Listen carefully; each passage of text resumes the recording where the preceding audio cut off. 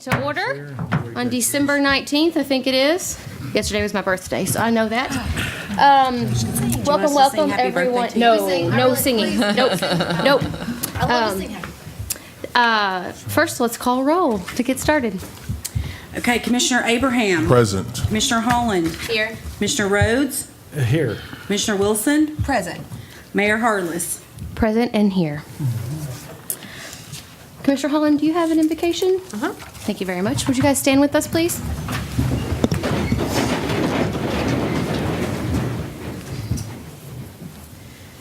Thank you for the gift of life and the opportunity to serve the people of our city. Help us to act with character and conviction. Help us to listen with understanding and goodwill.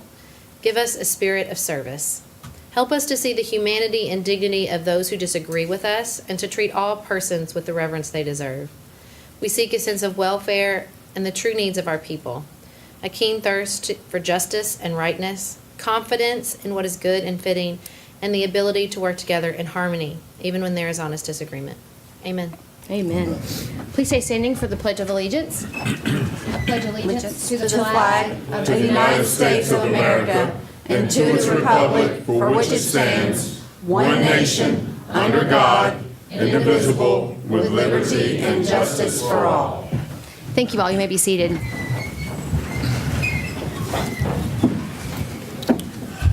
City Manager, are there any additions or deletions to the agenda? There are none, Your Honor. Thank you very much. And we have a proclamation tonight for the American Red Cross. Do we have representatives here that want to come to the podium? We're used to seeing this lady on TV, I think. You're also going to be on TV tonight, here, so you can't get away from it, can you? Well, I'm going to read this, and if you don't mind, just speaking a little bit about what is the importance of today after I do that, and then I'll come bring it to you. How about that? Okay. Thank you. All right, here we go. Whereas the American Red Cross of Western Kentucky, serving the City of Paducah, is celebrating 100 years of service, and whereas the American Red Cross plays a vital humanitarian role in the City of Paducah as it organizes caring members of the community to donate their time, talent, treasure, and blood to help ease suffering and to save lives in our county, state, nation, and the world. And whereas for 100 years, the American Red Cross, supported by many volunteers and by many partnering with local, county, and state agencies, has supported the City of Paducah residents when home fires, floods, winter storms, tornadoes, or other disasters strike with emergency assistance with food, clothing, and shelter. And whereas the American Red Cross provides training in CPR, water safety, sheltering, and first aid, giving the City of Paducah residents the confidence and skills to respond to life-threatening emergencies. And whereas the Red Cross saves lives every day as it collects blood and platelets for those who need it most. And whereas the American Red Cross provides 24 hours a day support to all members of the military, veterans, and their families, including a vital worldwide communication link to their families and loved ones back home. And now, therefore, I, Brandy Harless, Mayor of Paducah, Kentucky, do hereby proclaim 2017 as the American Red Cross 100th year of service in Paducah. That deserves a round of applause. Thank you so much for being here. Thank you. And, you know, the Red Cross has gone through a lot of reorganization in our communities, and we're all under one chapter now for Western Kentucky. And I'm proud to serve on the board for the Purchase area to help be an ambassador, to help get out the message of the Red Cross, because it feels like that's been lost for several years in our community. Even though those of us that are touched by disasters see the Red Cross, we don't always see the everyday response to home fires and things that happen that are maybe a little bit smaller in our minds, but certainly big to families in our community. So I apologize for being out of breath or up here. Certainly, disaster response is dear to me because of the profession that I chose and that I work in. And so it's important to me to link the two together to make a stronger community. So thank you. Thank you very much for bringing this to our attention.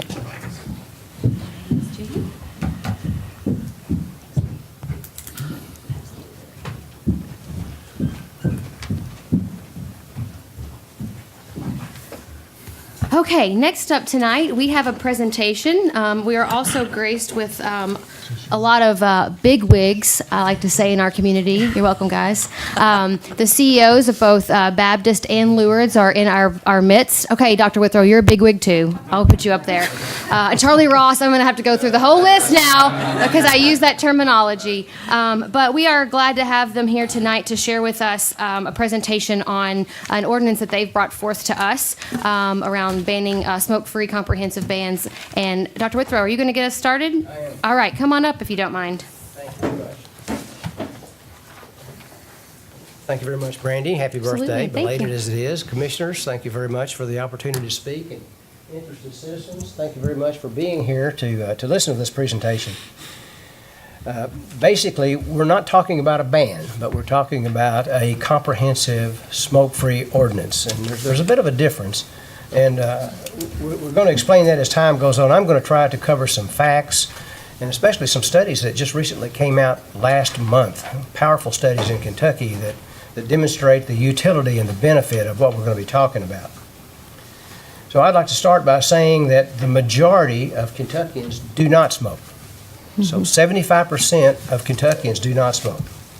The majority of Kentuckians are in support of a statewide smoking ban. That's 3 out of 4 people want a smoking ban. And interestingly enough, even some people who smoke want a smoking ban because they're having a difficult time with smoking themselves. 9 out of 10, or 90% of Chamber of Commerce members favor a strong smoking laws. And I learned this from Dave Atkinson recently a couple of times that he spoke. And I mean, they're all for good health, but basically they don't want to go bankrupt. They're talking about business, and they're talking about losing money with the way our habits with tobacco are going right now. So they are all for a comprehensive smoking ordinance. Kentucky is the #1 state in the union for active smoking. That means smokers who walk around smoking cigarettes. And that would also mean we are the #1 state in the union for producing secondhand smoke. Because secondhand smoke comes from active smokers. That's just where it comes from. It comes from smoke that comes out the end of a lit cigarette and what is exhaled. So we're #1 for active smoking and #1 for production of secondhand smoke or passive smoke. Kentucky is the lung cancer capital of the United States. We're #1 out of all 50 states for lung cancer. There is no safe level of secondhand smoke. Now, this statement comes from Big Tobacco when they were forced to tell the truth. You know, about 20 years ago, they were, it's been going on and on and on and repealed and all this sort of thing, and finally they lost. And they had to tell the truth and advertise this in papers and on TV. But there is no safe level of secondhand smoke, and that's a direct quote from them. Many Kentuckians passively smoke, and that's because they breathe. And they're totally unaware that they do. Some are totally unaware that they are passively smoking.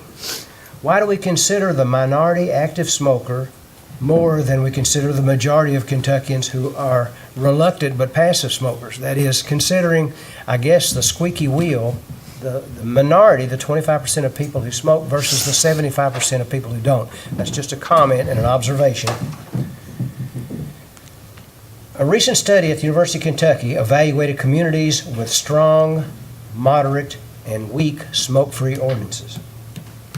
Now, we'll go into the specifics, Caitlin will, in just a bit, of what a strong smoke-free ordinance is, but it has to do with workplaces, restaurants, bars, taking care of workers who have to smoke in an environment like that. So that would be a strong smoke-free ordinance.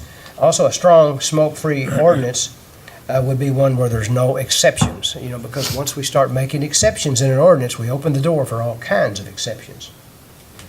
Communities with strong free ordinances have an 8% decrease in lung cancer per year.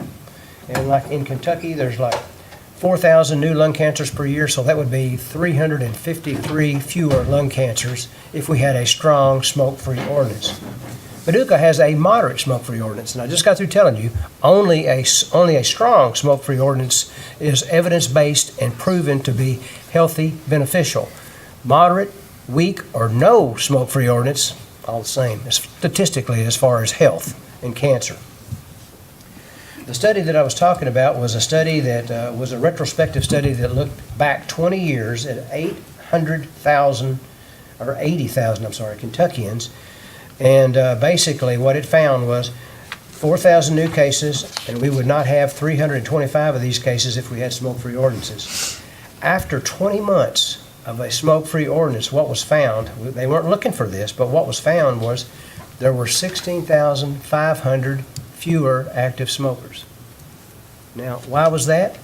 People who've been trying to quit smoking, if they had a smoke-free ordinance, they seemed to be pushed over the scale, and they would quit smoking. Plus, there would be fewer people who start smoking. So more people quit, fewer start. Result was 16,500 fewer smokers. 22% fewer asthma-related emergency department visits per year when we had a smoke-free ordinance, which was a strong smoke-free ordinance. Other studies show decrease in heart attacks, 17% in the first year and 36% in the third year. Now, this was a study that was published at the University of San Francisco, where your daughter is. It was published there, and it was a study that looked at Europe, United States, and Canada, and basically just to see what a smoke-free ordinance would do as far as cancer deaths. And it dropped 17% the first year, 36% the third year. Smoke-free ordinance was challenged in 2003 when it first came into effect in Lexington. It went to the Supreme Court, the state Supreme Court, because the smoke-free ordinance, they were trying to repeal it. Basically what happened, the court ruled in favor of the smoke-free ordinance and cited government's duty to protect health of citizens. A comment which was made by Dr. Ellen Hahn, she was the chief of the study that was produced at the University of Kentucky and released last month. She states, smoke-free ordinance, she states local government can play a role in protecting workers and the public from secondhand smoke by passing smoke-free laws with no exception. Now, as I said a while ago, we're not here to talk about a smoking ban. If people want to smoke, smoke. But I think the key is going to be where do we smoke and how much of a risk do we put in kids and non-smokers to breathe passively the secondhand smoke. I mean, smokers can smoke. If they want to smoke, they can find a spot to smoke. We're not here to tell anyone they can't smoke. This is not a smoking ban. One of the things that has been demonstrated in a new or a strengthened smoke-free ordinance is people are already accustomed to getting outdoors to smoke. I mean, they do it all the time. We see it all the time now. So it's not a huge leap to go from what we have, a moderate smoke-free ordinance, to a strong smoke-free ordinance. And the only way we're going to get evidence-based health benefits is to have a strong smoke-free ordinance. Paducah needs a worker and workplace protection program. We need to include e-cigarettes because children, especially young people, are taking off on e-cigarettes. We need non-smokers to be protected from smoke in recreational areas, stadiums, and amphitheaters. And to my understanding, McCracken County High School recently elected to go totally smoke-free, and that's a topic for a different day, but we got to protect our kids. So I wanted to make sure I hit all the high points, and I didn't want to take a lot of time, but I think it's telling to have the CEOs of the two hospitals here in Kentucky, which are the #1 employers in our region, to just address this issue and how they feel about a strong, comprehensive smoke-free ordinance at Lewis and at Baptist Health. Chris Rody, Mr. Chris Rody. Thank you, Dr. Withrow, and thank you, Mayor Harless, and all the city commissioners. So Baptist Health, we are a smoke-free campus. There are 8 hospitals in the Baptist Health portfolio, 3 in the East region, Eastern Kentucky, and 3 in the Kentuckiana region, and then 2 in the West region. So all of our facilities are smoke-free. And it's a culture change. It's a process. It's not something that happens overnight. And do we still have people that smoke on the campus? Yeah, visitors will show up and smoking in their car, get out, not knowing it's a smoke-free campus. There are signs up.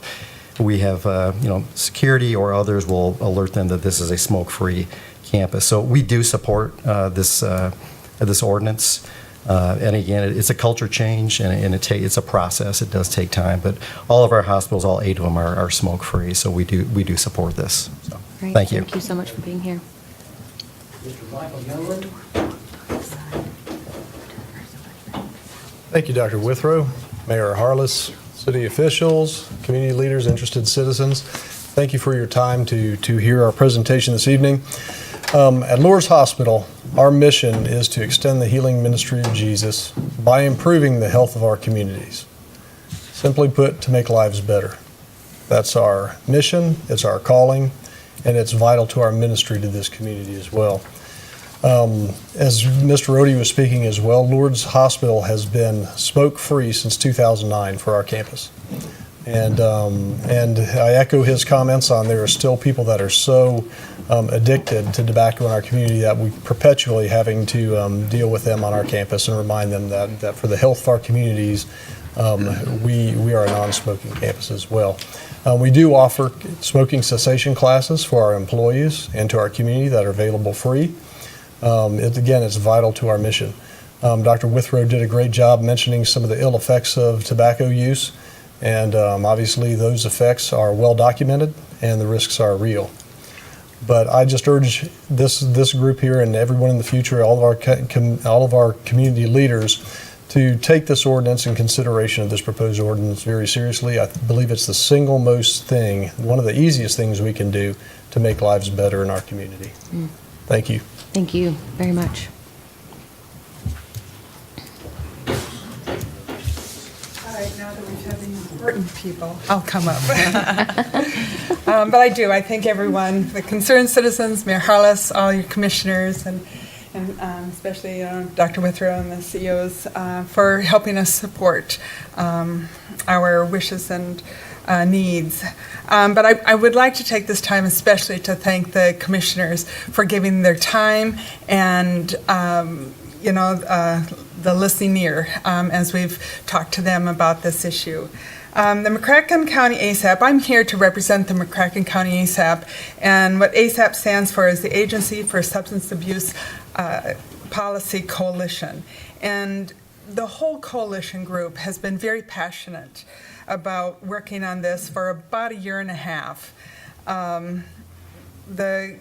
The goal of the coalition really started with how we wanted to protect all children and all employees. When we were first discussing this, that was our first really drive to bring this up and to pursue this amendment. And the best way to do this, we felt, was to pursue amendment and to have a stronger, comprehensive smoke-free ordinance.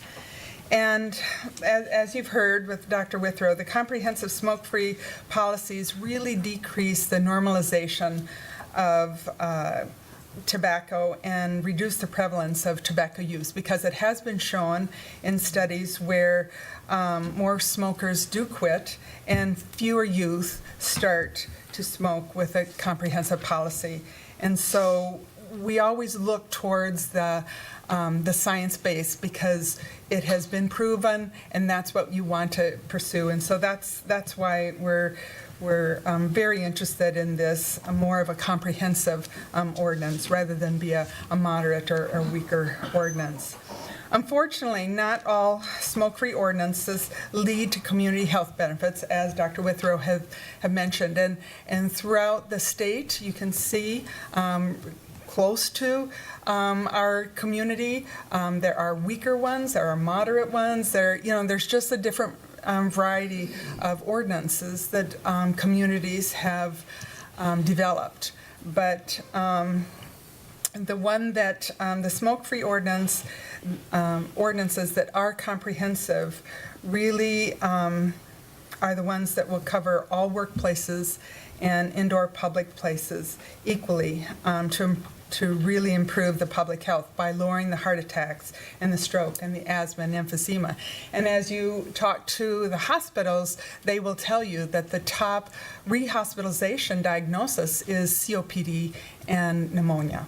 So that's just kind of a proven where it's kind of telltale for where our concerns are. The Paducah's smoke-free ordinance can be strengthened to achieve these community health benefits in the following way. First of all, we want to include all indoor workplaces. And currently, the ordinance mandates that all indoor buildings open to the public will be smoke-free. But this leaves out any employee who work in places that maybe are not open to the public, okay? So we want to make it equal to all employees, so your job wouldn't set you up for a potential exposure of secondhand smoke and possibly getting problems from that. And we're also asking to add electronic smoking devices and hookahs. These devices pollute the air. It has been proven that they do, and so therefore they should be included.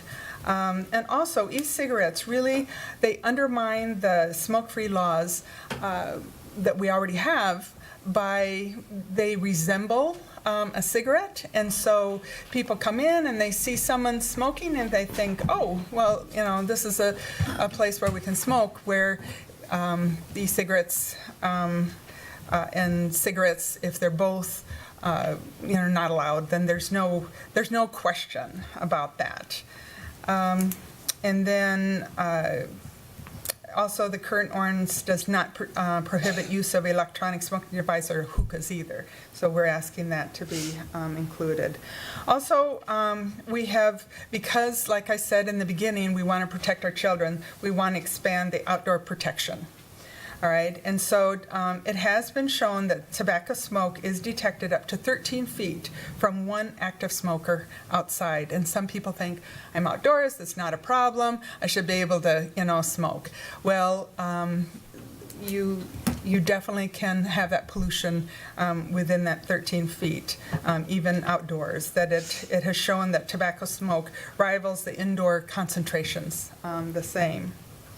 So we know that citizens of Paducah support a comprehensive smoke-free ordinance. 700 people signed a petition, and more than 30 businesses and organizations signed a resolution in support of protecting all workers from exposure to secondhand smoke.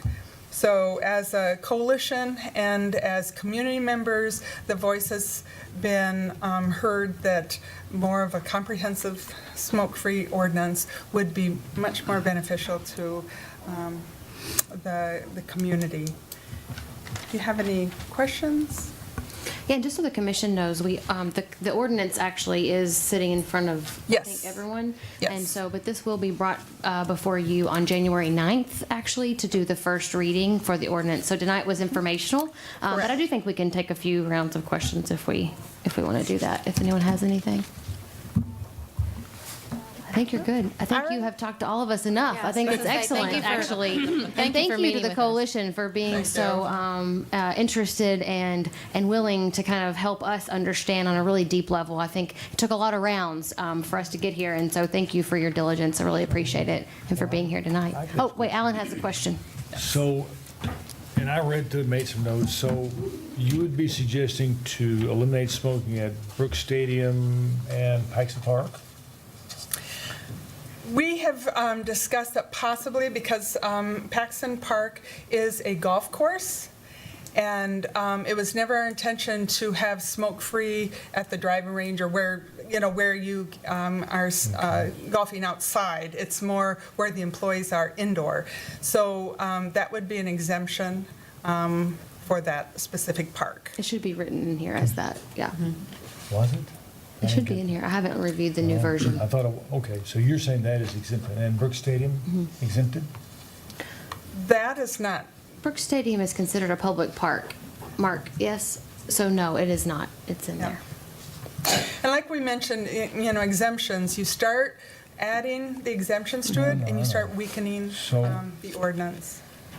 And just so you know, Malin, from what I understand, Brooks Stadium already has a separate section that they do this already. Right. I don't know if it falls into the purview of the outlined here, but they already do something. They're smoke-free, except they do have an area where people can go to smoke at their away. So would that still be allowed? We did not put where it any is. in, smoking areas. You would not have a smoking area. The problem with smoking areas is you know, our whole purpose is to decrease that normalization, you know, and when kids see the group huddling over in this little section here, smoking away, that's really not giving the message that we were hoping to pursue. Because like both CEOs said, it's a culture change. And this is something that will take slow process. We don't ever expect it to immediately, you know, oh, this will be taken care of and, you know, it's going to change overnight. But over time, you will see changes, and then that's when you see health changes. So it does include parks, city-owned parks, totally, except for Paxton Park. I think the one difference between Paxton Park and Brooks Stadium is they have separate operating boards for both of them.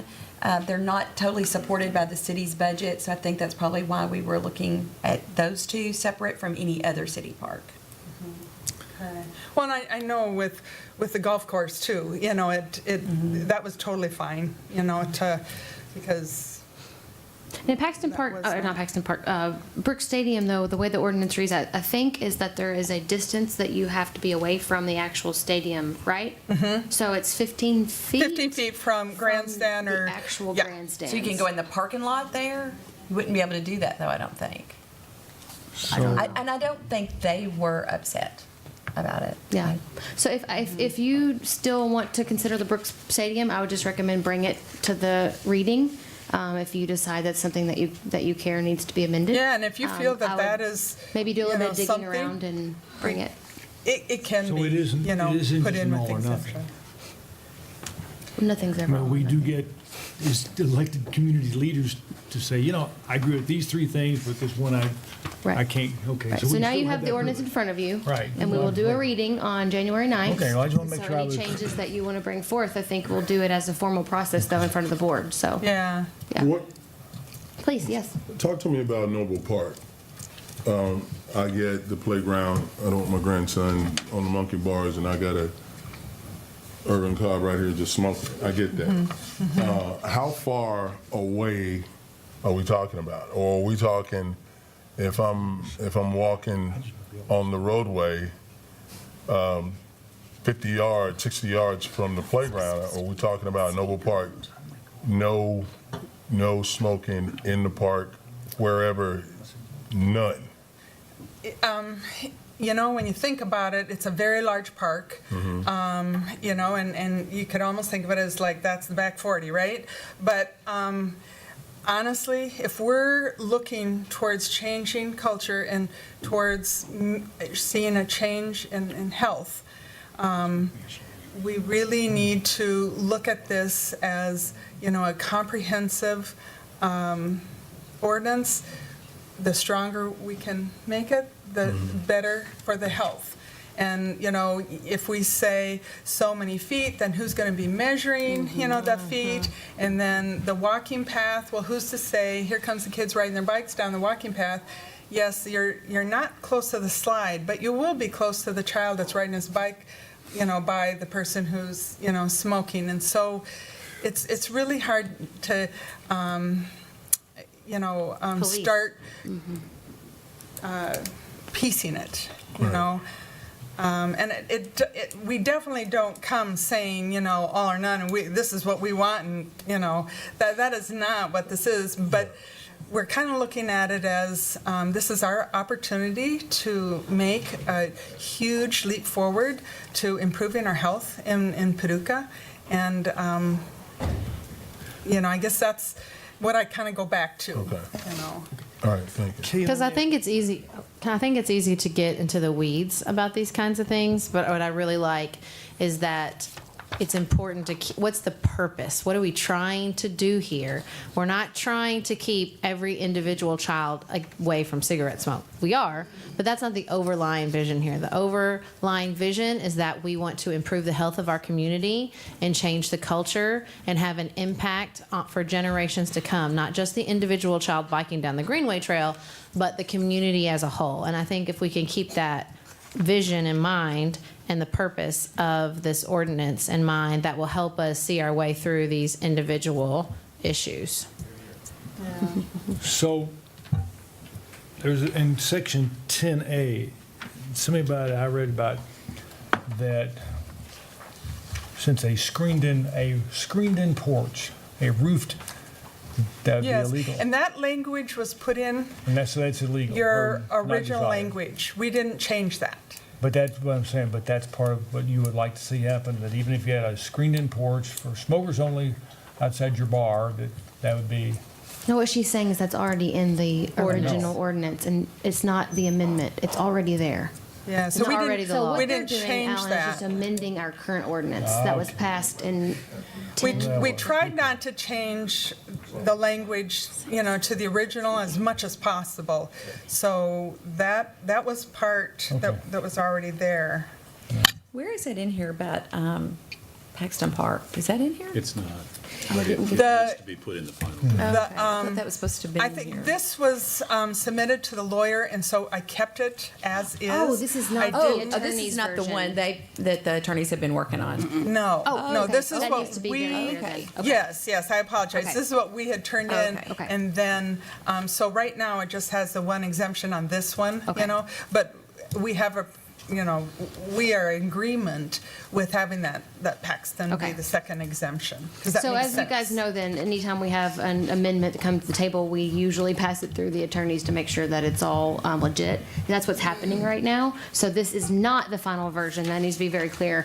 We'll Yes. be getting that version probably soon via email, and we'll have some time to review it before the January 9th meeting. So Yeah, thank they've you been for- emailing me with quite a few, things, so I've been giving them information, and KCSP has been wonderful with, providing a lot of information for them, and so, yeah, I think they will be done with it soon.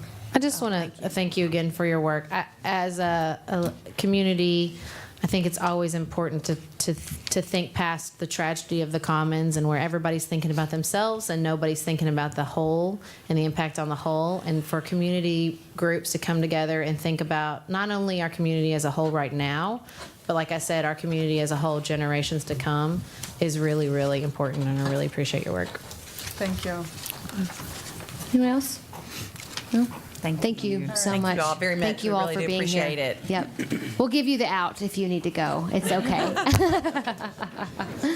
Thank you all for being here.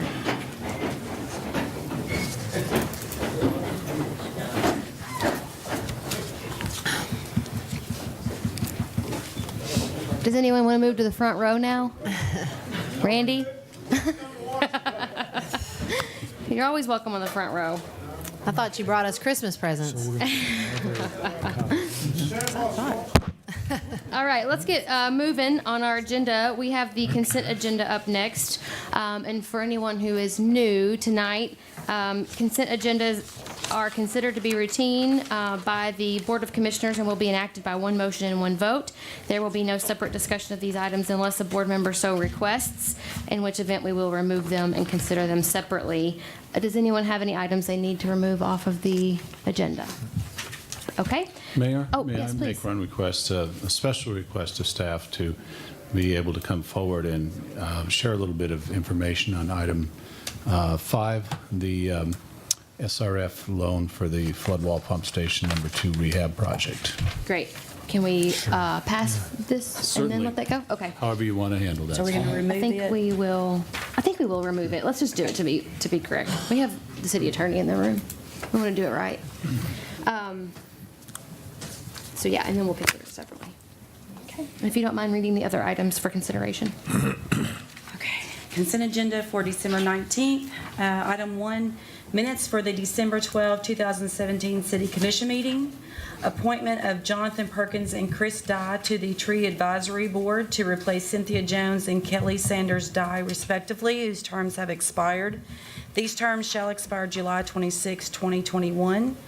Receive and file documents, personnel actions, 3 municipal orders that are for employment agreements. One is for the Edward McManus for the employment as Director of 911. One is for Tamara Tracy for employment as the Planning Director, and Martin Russell for the employment as Human Resources Director. The next item is a municipal order authorizing a contract between Esri and the city on behalf of the members of the MAP GIS Consortium for a multi-jurisdictional enterprise license agreement. A municipal order accepting grant funds, through Kentucky League of Cities Insurance Services for the purchase of new playground equipment, a game time drum circle for the Noble Park Boundless Playground, and a municipal order authorizing and directing the mayor to execute an agreement between Woolworth Vault Company and the City of Paducah for burial services at Oak Grove Cemetery. Thank you very much. I make a motion to approve the consent agenda as stated. Second. Thank you very much. Roll call, please. Commissioner Abraham? Aye. Commissioner Holland? Aye. Commissioner Rhodes? Aye. Commissioner Wilson? Aye. Mayor Harless? Aye. And if you don't mind reading the motion for that item, and we'll Okay. consider it separately. A municipal order authorizing an application through the Kentucky Energy and Environment Cabinet and Kentucky Infrastructure Authority to obtain a Clean Water State Revolving Fund loan for the Floodwall Pump Station No. 2 project, and authorizing the mayor to execute all documents relating to same. And I make a motion to approve the municipal order as presented. Second. Thank you. Mayor, Commission, City Manager, it's my pleasure, and it's also Cheryl Chino's pleasure to bring this to you this evening because manna has come from heaven to Paducah. For our floodwall project, your staff, my office, and Cheryl, and the planning staff's office worked very, very hard in the past, I want to say past 18 months to make all this come together. We have a CDBG loan of $1 million. That's a grant. Oh, excuse me, grant? Sorry. All right. That's why she's here. Okay, there's a lot of people to help me keep me straight. DRA funding of $400,000. And we've been approved for a CWSRF loan of $3.713 million at a 3/4% interest rate. That's 3/4. That's less than 1%. And very good interest rate for our community. And additionally, a part of this loan is that several $100,000 could be forgivable. Emphasis on could be forgivable. So even though we're approved for this loan amount, it doesn't necessarily mean we'll be paying 100% of it back.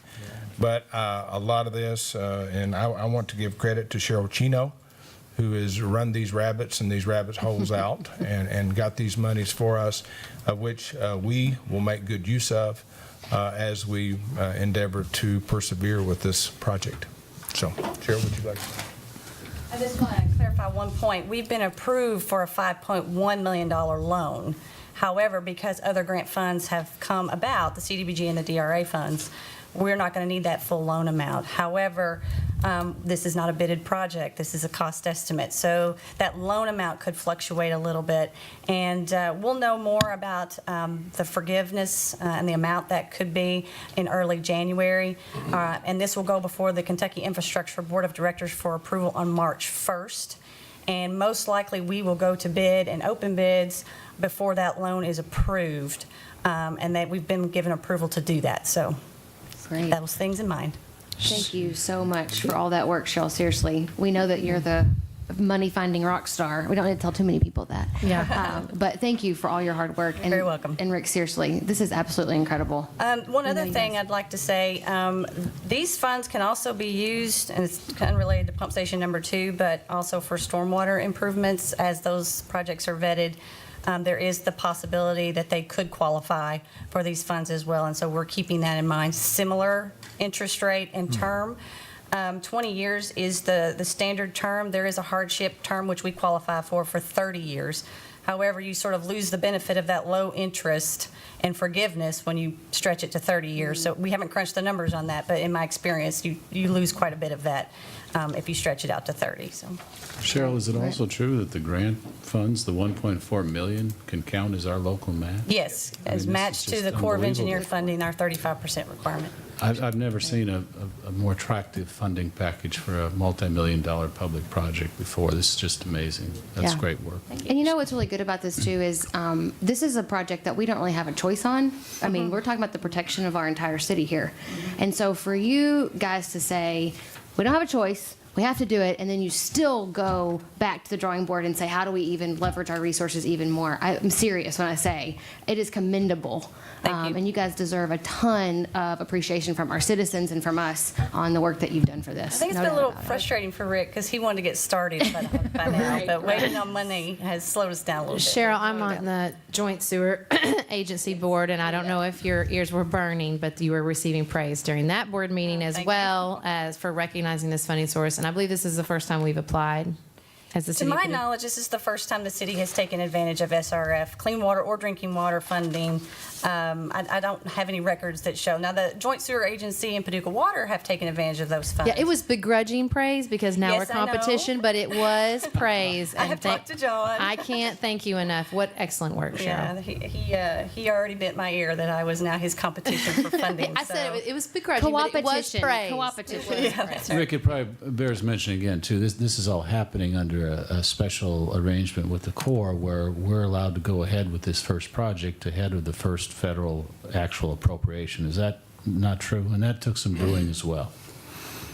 Yes, given the condition of our two pumps discharge pipes, we actually were allowed by the Corps to take the project and move it forward faster, given some circumstances with the Corps and their process. So again, and the one thing about this is every time we find a resource or cash that's out there, there's vetting processes that each one of them need. And every time we get one, it's like, get us this, this, and this. And that's what we've been doing. And now I think we're at the end of that. The spec book gets a little thicker with the requirements, but we're ready to go to bid. So we're effectively going to do our first project without federal funding. However, we have a commitment from the feds to allow the money we put forth here to be used as matching percentage that we're required to do, 35%, I believe. Exactly. Going forward. Yes, exactly. So our loan will count as match, as well as our CDBG, and I'm pretty sure the DRA money will as well. So all the monies that were being spent will count as our match. Well done. So, Okay. and Thank you I was told one time by a pastor that it's a mighty poor dog that won't wag his own tail. So I felt like we needed to wag our tail this evening. I'm glad you did. I'm glad you did. Thank you all. And I guess with that, We need to call the roll. Yes. Commissioner Abraham. Aye. Commissioner Holland. Aye. Commissioner Rhodes. Yes. Commissioner Wilson. Aye. Mayor Harless. Aye. All right. Moving forward. Commissioner Abraham, I think you have a motion for us. I do. I move that the Board of Commissioners adopt an ordinance entitled, an ordinance adopting the City of Paducah, Kentucky final annual budget for the fiscal year July 1, 2016 through June 30th, 2017. This ordinance is summarized as follows. The City of Paducah hereby adopts a final budget for fiscal year 2017 that reflects all adjustments made throughout the fiscal year and any adjustments required by the independent financial audits. The appropriation of city government for a total of $89,166,290 and summarized by funds as follows. General Fund, $34,635,105. MAP, $2,023,000. Investments, $5,022,500. Community block grants, $209,000. E911, $1,756,280. Court awards, $30,750. Debt, $3,468,995. CIP, $14,373,185. Bond fund, $8,350,000. Solid waste, $7,644,750. Transit boat dock, $5,000. Civic Center, $95,100. Rentals, $134,920. Radio DEPR, $2,435,840. Fleet, $558,685. Fleet Trust, $2,058,250. Self-insurance, $1,237,105. Health insurance, $3,773,000. Please. AEPF, PF, TRSTS, $1,354,825, which totals $89,166,290. Second. Thank you. Thank you very much. And just a reminder, Jonathan's here. Did he make it tonight? Just a reminder, that was the last fiscal year's budget that we were revising based on the way things turned out, right? Right. Okay, just want to make sure we're clear on that. Okay, roll call, please. Commissioner Abraham, Aye. Commissioner Holland, Aye. Commissioner Rhodes, Aye. Commissioner Wilson, Aye. Mayor Harless. Aye. Commissioner Holland? I move that the Board of Commissioners adopt an ordinance entitled, an ordinance amending ordinance number 2017-11-8503, entitled, an ordinance amending ordinance number 2017-06-8487, entitled, an ordinance adopting the City of Paducah, Kentucky annual budget for the fiscal year July 1st, 2017 through June 30th, 2018, by estimating revenues and resources and appropriating funds for the operation of the city government. This ordinance is summarized as follows: that the city hereby amends ordinance number 2017-11-8503 to correct an inadvertent error to transfer funds in the amount of $25,000 from the transient boat dock fund reserves into the general fund reserves to the transient boat dock fund. Second. Great. Any discussion? Roll call? Commissioner Abraham, Aye. Commissioner Holland, Aye. Commissioner Rhodes, Aye. Commissioner Wilson, Aye. Mayor Harless. Aye. All right, Commissioner Rhodes. All right. I move that the Board of Commissioners adopt an ordinance entitled, an ordinance repealing Chapter 58 of the Code of Ordinances of the City of Paducah, Kentucky, and replacing in its entirety. This ordinance is summarized as follows. This ordinance will repeal Chapter 58 of the Paducah Code of Ordinances, which governs human relations. This ordinance will further replace Chapter 58 to provide that the City Human Rights Commission shall have the duty to receiving complaints of discrimination based on race, color, religion, national origin, sex, familial status, age, or disability, and of facilitating the filling out of such complaints with the Kentucky Commission on Human Rights or such other applicable state or federal agency. This ordinance also adds gender identity and sexual orientation as categories of discrimination and grants the City Human Rights Commission the duty to receive and investigate complaints of discrimination based on gender identity and sexual orientation, and to hold hearings and issue orders requiring cessation of such discrimination. Second. Thank you very much. So tonight, I know this is a point of conversation that some of our community members want to have, and I think we as well want to have this conversation at the commission level. So what we're going to do tonight is I'm going to ask if anyone has any statements they'd like to make up here. We do have a few people here, I think 4 people here, to talk about this issue specifically. If I happen to call your name and you're not here to talk about that, will you just let me know, because we need to move you to the end of the meeting. We like to talk about the item on the table whenever it comes up. So just let me know. I think there's one on here I'm not 100% comfortable thinking it's for this topic. So that's what we're going to do tonight, and then we'll see where we go from there, okay? Does anyone, you have another one? Okay. Does anyone on the commission want to make a I'd statement like to now? go after the public comment. You want to do public comment? Is that fine, public comment Yeah, let's do first? that first. Okay, all right, great. Okay, let me call up the first person I have right here is Richard Nelson from Cadiz, Kentucky.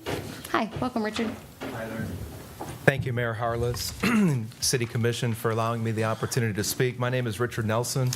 I'm the Executive Director of the Commonwealth Policy Center.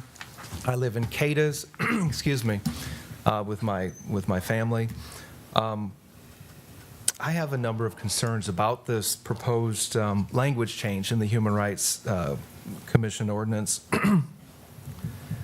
One of which is I'm wondering why this change is necessary. Excuse me. I'm curious as to how many complaints or cases of discrimination based on gender identity or sexual orientation have been brought forward. And if there have been none, I'm wondering why the language change would be necessary. I do believe at the outset that Mayor, you and the City Commission want what's best for this community. I believe that nobody wants to see anybody marginalized or hurt or ridiculed because of their lifestyle. But I'm wondering if this commission has considered the downside of this ordinance. There's a case in Lexington, Kentucky, regarding a private business owner. Blaine Adamson owns a T-shirt company called Hands On Original. Now, Lexington has a Human Rights Commission. They have similar language in their ordinance that considers gender identity and sexual orientation a special class. When Blaine Adamson was approached by the LGBT organization that wanted him to make T-shirts for them, Blaine declined. He said, "I cannot promote a message that's contrary to my religious convictions." He told the group that I'm willing to help you find another company that could provide the same product at the same price. And there were others that would do that. But that group said, "No, we want you to do it." He was eventually dragged before their Human Rights Commission, found guilty of violating the human rights of the organizers of that group, and then subsequently dragged through the court system. He has won, I believe, at 2 lower courts that have vindicated him. They said this is a speech, as I understand it, a speech issue, and it's a religious freedom issue. It is now in the state Supreme Court. The state Supreme Court is hearing this case, something that you're considering right now. This is not the only case. There are other cases at the U.S. Supreme Court that address the conflict between LGBT rights and religious freedom rights. My concern, and again, Commonwealth Policy Center is a statewide organization. We work across the Kentucky. We're concerned about having a healthy Commonwealth, a Commonwealth that respects the dignity and rights of all people, but religious freedom is a real right that people in this country were afforded by our First Amendment. And there is a conflict right now with this issue. And I see this as being a divisive proposed change, something that, as I mentioned earlier, is not necessary and would seek to divide the community. And for that reason, I'm asking the commission to table this and to consider the thoughts of the community and to consider the downside. And I don't have time, and you don't have time to go into all of them, but there really is some serious downside of cases across the country of how these ordinances have been used to coerce people with religious convictions, especially related to business owners. So that said, I thank you for your time, and God bless you. Thank you so much. Thank you. And I'm going to ask to get all the public comment. Do you mind? Or do you want to ask him a specific question? Okay, please. Can you tell me about the Commonwealth Policy Center? You said you're based in Cadiz. Yeah. Do you have an office there? I do. And where is it located? It's actually in Cadiz. I tell people my office is in my car because I travel so much. We do have a website that you can find more information about us as well. And how are you funded? We're a nonprofit group. We're funded by people in Kentucky. We don't have any one funder. We have individuals, we have businesses, but it's really people across Kentucky that want to build a better Commonwealth. The religious freedom issue is one of our core issues, and that's why I'm here tonight. I see this as an important religious freedom issue. And how many staff members do you have? There's 3 of us. All full-time? 2 part-time and 1, or I'm sorry, 2 full-time and 1 part-time. Okay. I have a question as well. Specifically for him? Okay. Because I know that you are involved across the state in this issue. So Louisville has had this ordinance since 1999 for 20 years. How many claims have been filed against the city of Louisville? Under the sexual orientation, gender identity provision, I'm aware of 1. There may be others. No, against the city, because they didn't like the finding of the HRC. Any claims against the city of Louisville under the ordinance? I'm not aware of any claims. I am aware of 1 case that was brought forward To the HRC. to the HRC that was actually, and there was, I believe, discrimination based on somebody's sexual orientation, but that's the only one. I know you're concerned about the lawsuit against the city of Lexington because of the hands-free. So the other cities that have passed this, Covington, has there been any claims against the city of Covington? I'm not aware of any. Danville?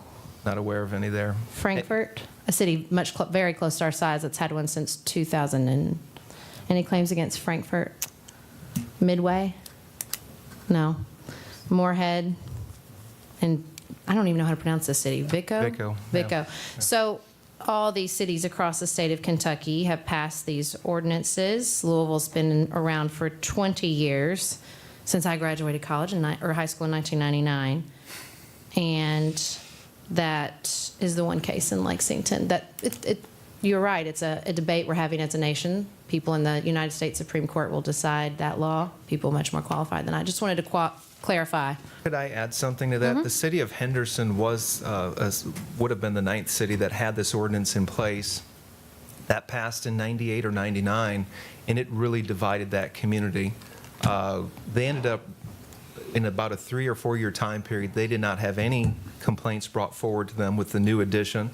They ended up rescinding that ordinance. There was a new city commission that came into place, and they've rescinded it. So out of the 9, one has rescinded it. That's right.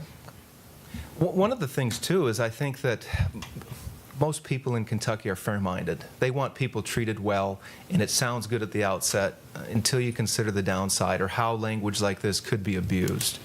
And that's what we've seen. I would say that there are more cases of human rights ordinances or city-level ordinances that use that language to roll over the rights of business owners that have deep religious convictions on certain issues. Well, after high school and college, I went to law school, so the language of the ordinance is very important to me, and I carefully consider the impact of such language.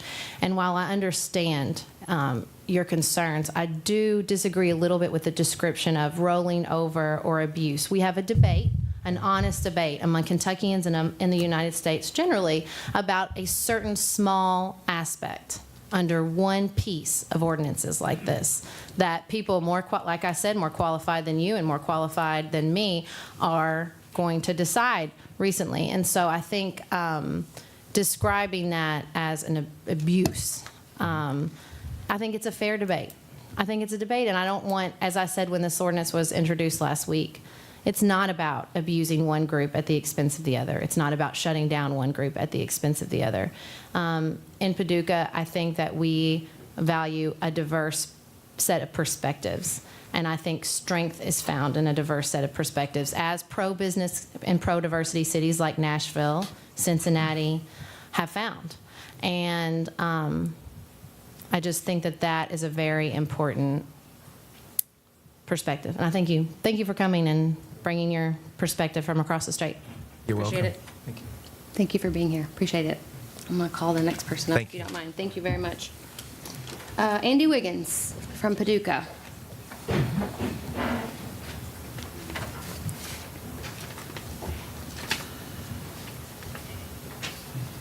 Hello, thank you for having me.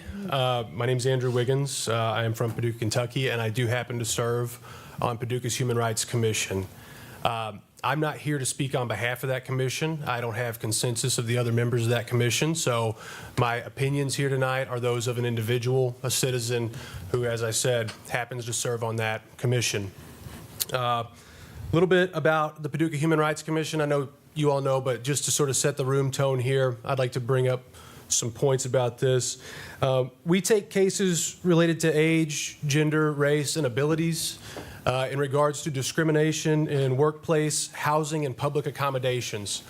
Our goal is to be a conduit for citizens of our community to be able to seek some sort of justice when they have been discriminated against. So they come to us, and we have a very well laid out process that we have to adhere to. So we take the complaint, we have to investigate all elements of the complaint, we have to verify the viability of the complaint, and nothing moves forward in a legal sense until it's moved through all of us through this process that is laid out in our original ordinance, and I believe in our ordinance to come as well.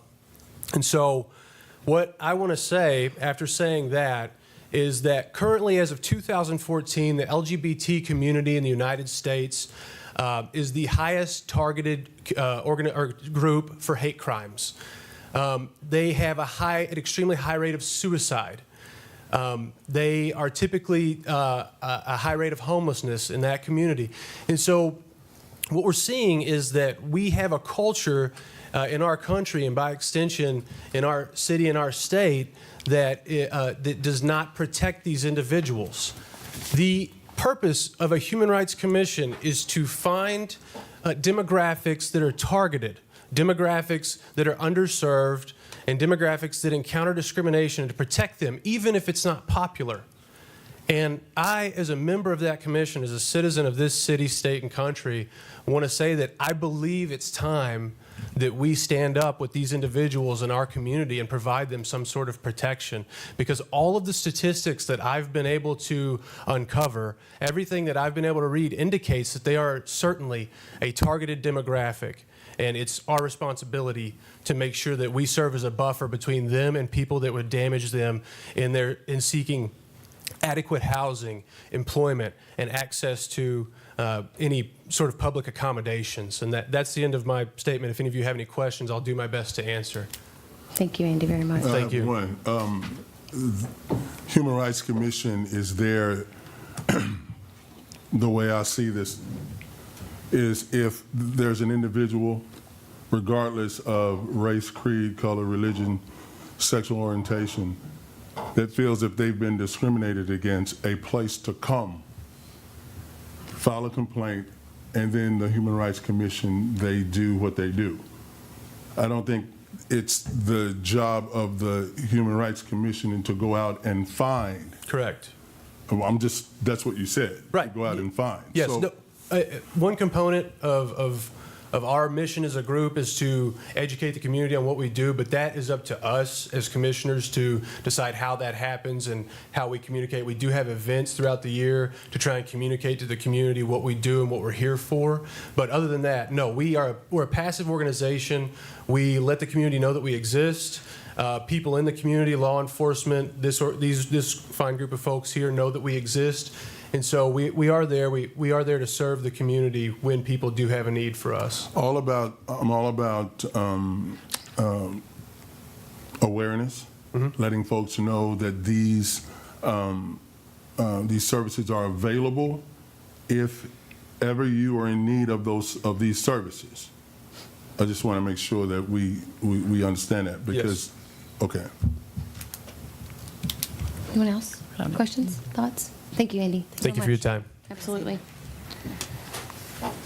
All right, next up, this is the one I'm not 100% sure, but Rodney Campbell, are you here to speak about this issue? Yes. Okay, great. Come on up, please. And you live in Paducah? Yes. All right. I've got a couple of things, and this goes back to the smoking also. He says 75% don't smoke, 25% do, and that's what he's trying to have y'all vote on. What is the percentage of transgenders in America, and what are we voting on, and why is the public not informed of this? I identify myself as a one and only gender, the grand wizard of the multiverse, the galaxy. Are you going to identify me that way when you speak to me? How silly is this going to get before we put a stop to it? I hear people say, well, statistically, I've never been called and asked anything on statistics. How many people in this room were ever asked about the Veterans Parade? Ask about smoking. I don't smoke. I'm part of the 75% that doesn't. But I am totally against the government telling me I can't smoke somewhere. Any questions? I don't think I have any. No. No, thank you. Thank you for being here. Alvin Moore of Paducah.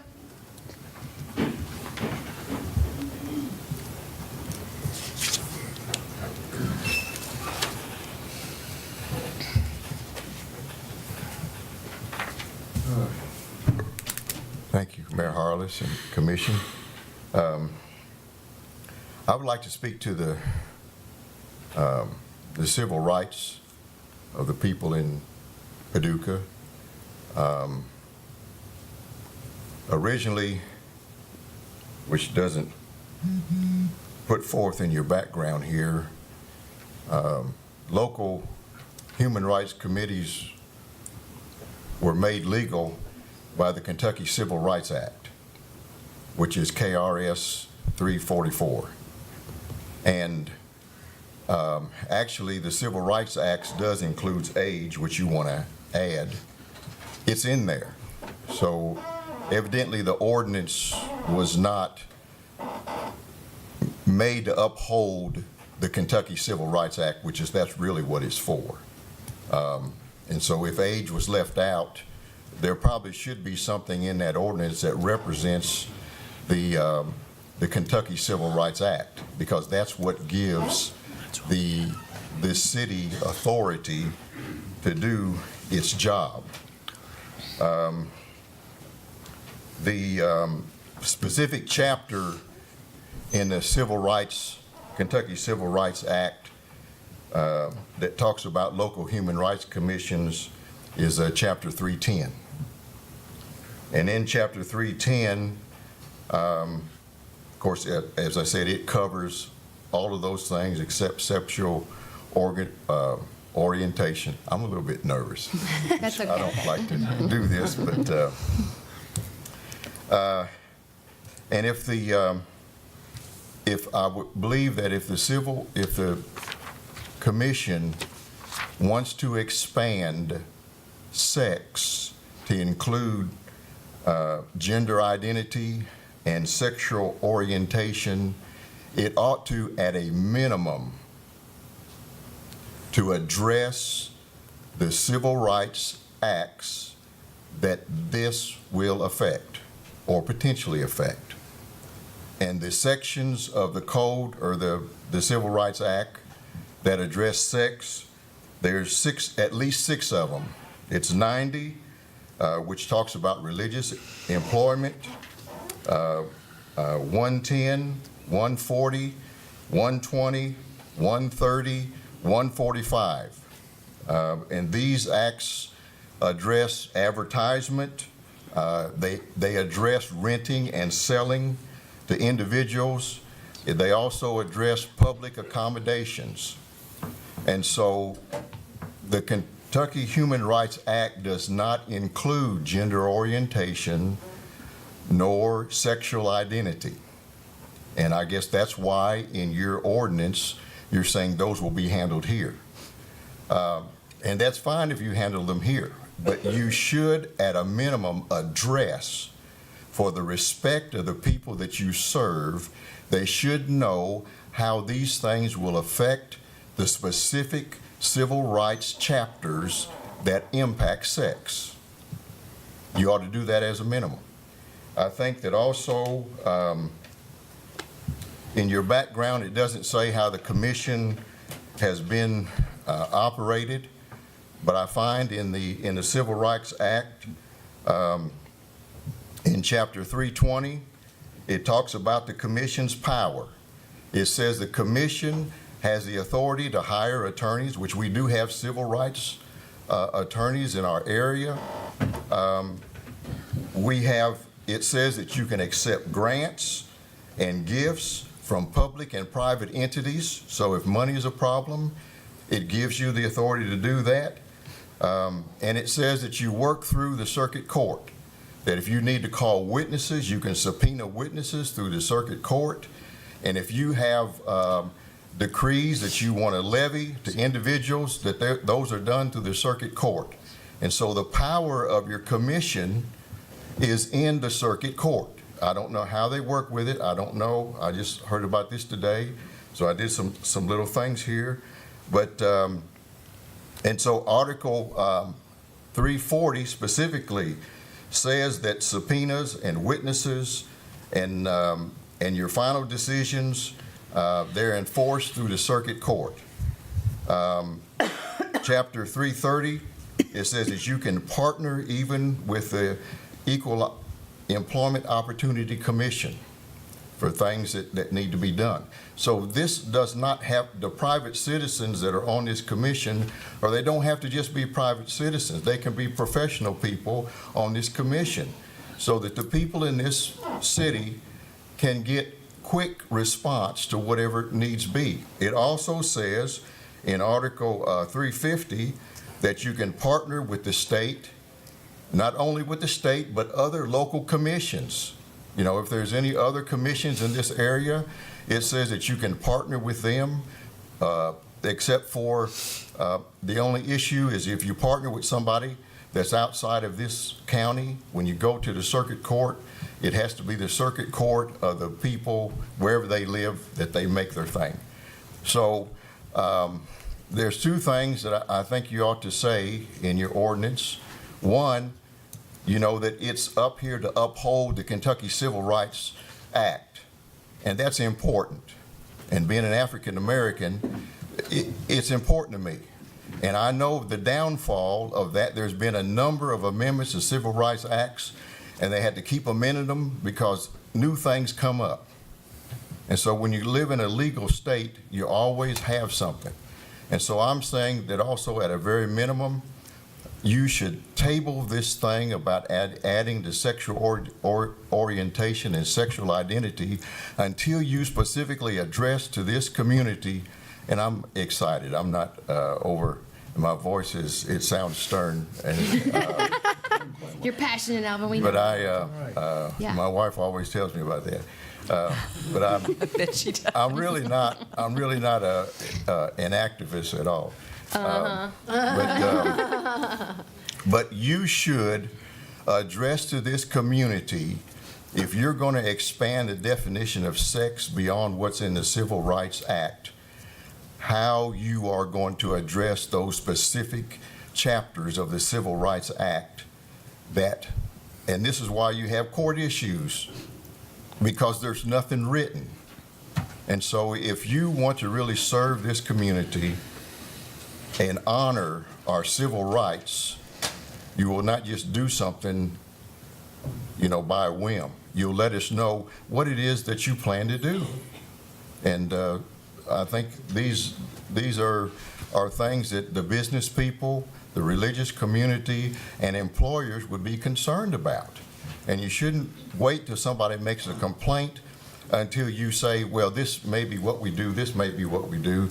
Tell us up front what you want to do. And since there is nothing in the Civil Rights Act, tell us how you are going to amend the Civil Rights Act to make these things work. That's all I have.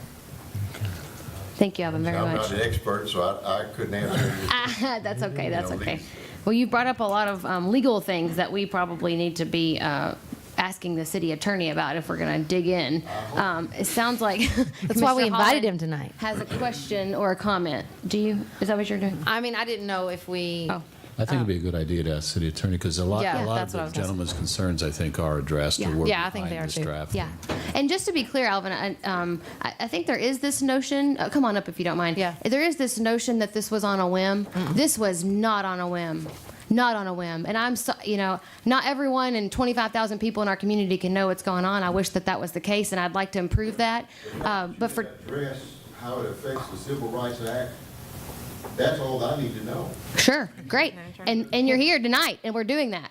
So it's taken care of. This isn't a done deal, right? It's not a done deal. This is why we have open forums like this. This is an open commission session. So welcome to the podium, sir. Thank you, Mayor. Thank you, Commissioners. I see I have a lot of people I've known in the audience for a long time, and I'm glad they're here. This is an important issue. And as the last speaker just mentioned, it needs to be well understood. And that's the reason the process is going along the way it has gone along and will continue to go along. There's one thing I want to make everyone understand for sure. Mr. Moore mentioned several things about the KRS. KRS 330, KRS 340, KRS 350, and various things in here. Nothing in our ordinance changes at all any state law regarding those particular statutes. In fact, we have no power whatsoever to do that. The state has done what is called preempted the field. And they have told us, and they've told all other cities, this is the law. This is the way human rights will be addressed in our communities. This is the civil rights that will be addressed in our state. That is not going to change, and that cannot change by any action of the City Commission. But having said that, I think something that Mr. Moore brings up that's perhaps even more important than just the wording in this statute, and that is education, so that people understand how the state law applies and how it works in conjunction with this particular ordinance. And I would say to everyone here, the commissioners do have a copy, but under the powers and duties of the Civil Rights Commission, the HRC, here in the local level, it is plainly stated that one of the things they are to do, as now constituted, will be hold education programs throughout the community.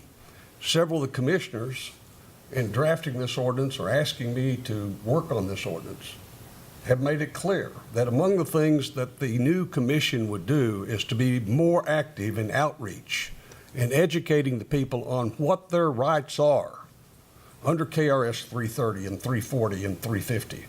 A lot of people just don't know. But there is provisions in the ordinance where they can, and there's also provisions in the ordinance where there can be budget provisions to fund that and go out on an outreach basis and meet with people in the community and meet with groups and talk about how the state statutes work, how they should work in this community, and how this city can help enforce them through this ordinance and other means. This ordinance has really two different features to it. One feature has to do with complaints that come in regarding human rights. And those complaints, the city has an active role. You're going to receive those complaints. You're going to assist the people filing those complaints and putting into a form that's understandable, that is defensible, and it would be forwarded to the Kentucky Human Rights Commission. And the city's Human Rights Commission at that time does not have to give up. They can stay actively involved and should stay actively involved in making sure that the state follows through on the complaints that come from Paducah and Paducah citizens. That will not change. Now, a difference today is a complaint could be filed and be here on the local level. And we have 9 commissioners as it stands, although frankly, there's only 4 still serving on the board. But at this point in time, they don't have the expertise. They're volunteers, as one of our early speakers described himself, and they try to do a darn good job, and I think they do. But the state is geared up to carry out these inspections and to carry out these investigations and to carry out enforcement powers on a level far greater than our community. So if you could think of it this way, Paducah is attempting to take those complaints and hook them onto a more powerful engine, an engine that is capable of truly investigating those complaints and bringing out an order to remedy those situations, and does have the power under the state statutes to enforce it. That's one part of the ordinance. The other part of the ordinance very definitely has to do with gender identity, sexual preference, orientation. That has been retained on the local level. That's not been retained on the local level on a whim. We have looked, and quite frankly, the state does very little, if anything, in this area. The federal government, EEOC, yeah, if that's on employment, we're not talking about employment, we're talking about public accommodations. They work there, but they do nothing on the level we're talking about public accommodations. And that seemed curious to us. That just didn't seem right. Couldn't be reading that way. So representatives of the city, including the city manager, went to Frankfurt and met with those agencies and said, is this what you do? Is this what you don't do? And so we looked in a little bit further and said, okay, we're just content in the local level to just let that be and not worry about it, and if it happens, it happens. If it doesn't, it doesn't. No, we try to begin to look into ordinances that would address that, and address that not only in a legal way, but in a sensible way. And we discovered, yes, there are some cities out here, and that was mentioned by an earlier speaker, that said, okay, we have home rule. The legislature has never got into this area. Under home rule, we'll adopt some of our own ordinances, and that was done in places like Lexington and Covington and Danville, a handful of them, a pocketful of them. And, they have their own method of doing that. Paducah has developed its own method of doing that. And trying to put this together, the city commission, by looking at this ordinance, is seeing something that says, if it comes into gender identity, if it comes into sexual orientation, if it's coming into public accommodations in those areas, we'll keep that on the local level. We will have our own Human Rights Commission. And that commission does have the power to meet. It has the power to file charges. It has the power to subpoena. It has the power to hold hearings and determine whether or not that there has been a wrong committed. But you know what it doesn't have? It doesn't have any enforcement power by itself. It cannot go out and fine somebody $5,000. It cannot send a man to jail for 30 days. Instead, enforcement has to be done through the circuit court. So there's due process. You can't have an ordinance that's going to be sustained without due process. People can appear, they can be represented by counsel, they can put on their case, and if an order goes against them and they don't like it, they can go to the circuit court, or if the commission on the local level wanted to enforce it, they would have to go to the circuit court. So there is another level of review of fair treatment either by the person filing the complaint or the person that's been charged. It's not something that the city does by itself. So it's trying to set up a way that we can look at that on a fair basis. And I think the gentleman, somebody, first speaker, said, you know, how many of these cases have we had? Well, I've been city attorney for a long time, and I don't remember a single one. I do not remember a single one. And so the answer is why. And it's why because it may be the right thing to do, to say that this kind of discrimination is not part of our community. We won't have that, but we will protect our businesses, we will protect our churches, we will protect our citizens, so that when these disagreements occur, there's a process that's fair and just and reasonable. And so there to protect everyone. So that's a long speech, but I think that kind of gets around to some of the matters that are on the minds of some of the people here. I can say to you that the ordinance, we've worked on it a long time. The city manager was involved in this early on, and we got input from every commissioner. Every commissioner said, hey, here's what I'm thinking. Let's look at this.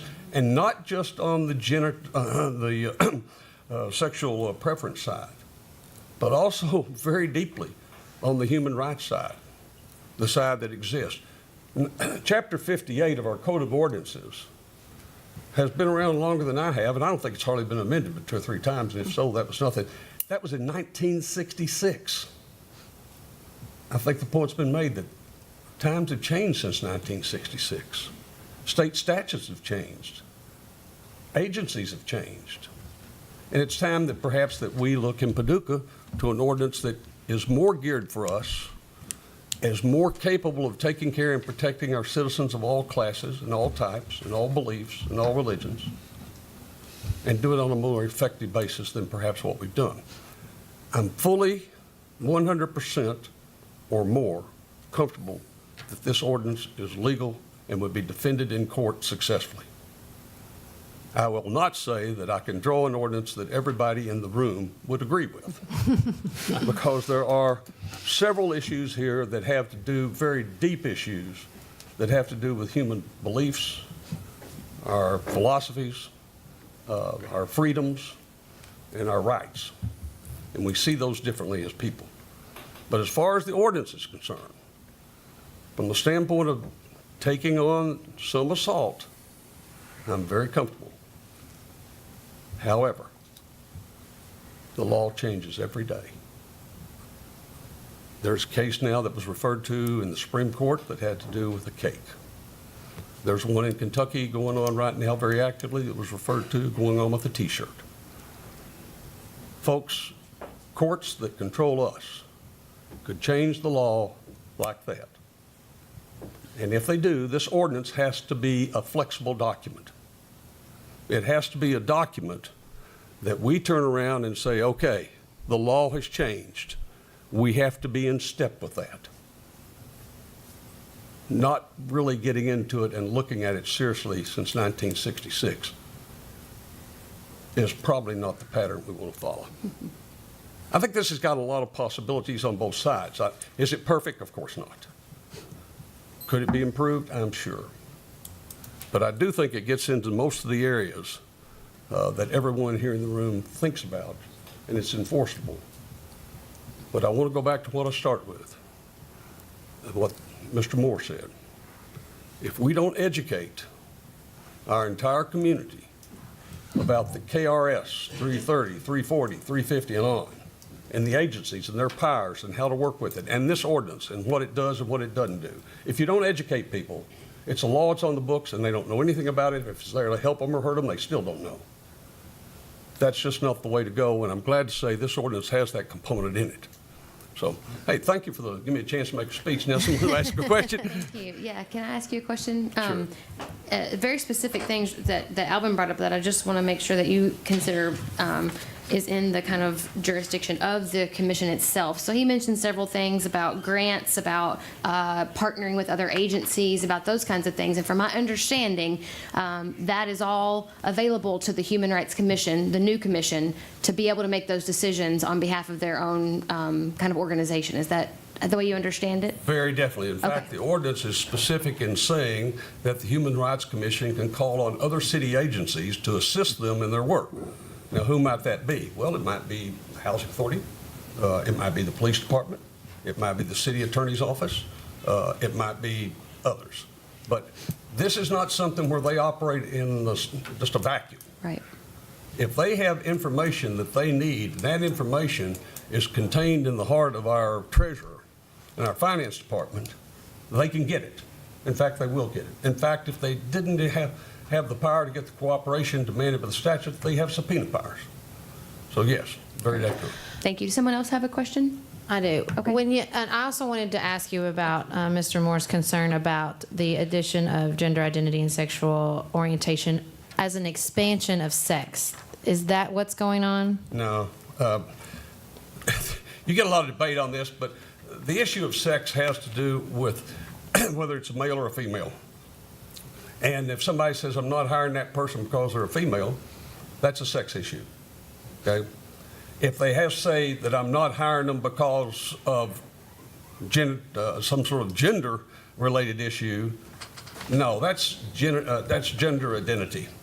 And they're different. And they, by the way, Commissioner, we do, as you requested, we define that in the statute or in the ordinance, what they are.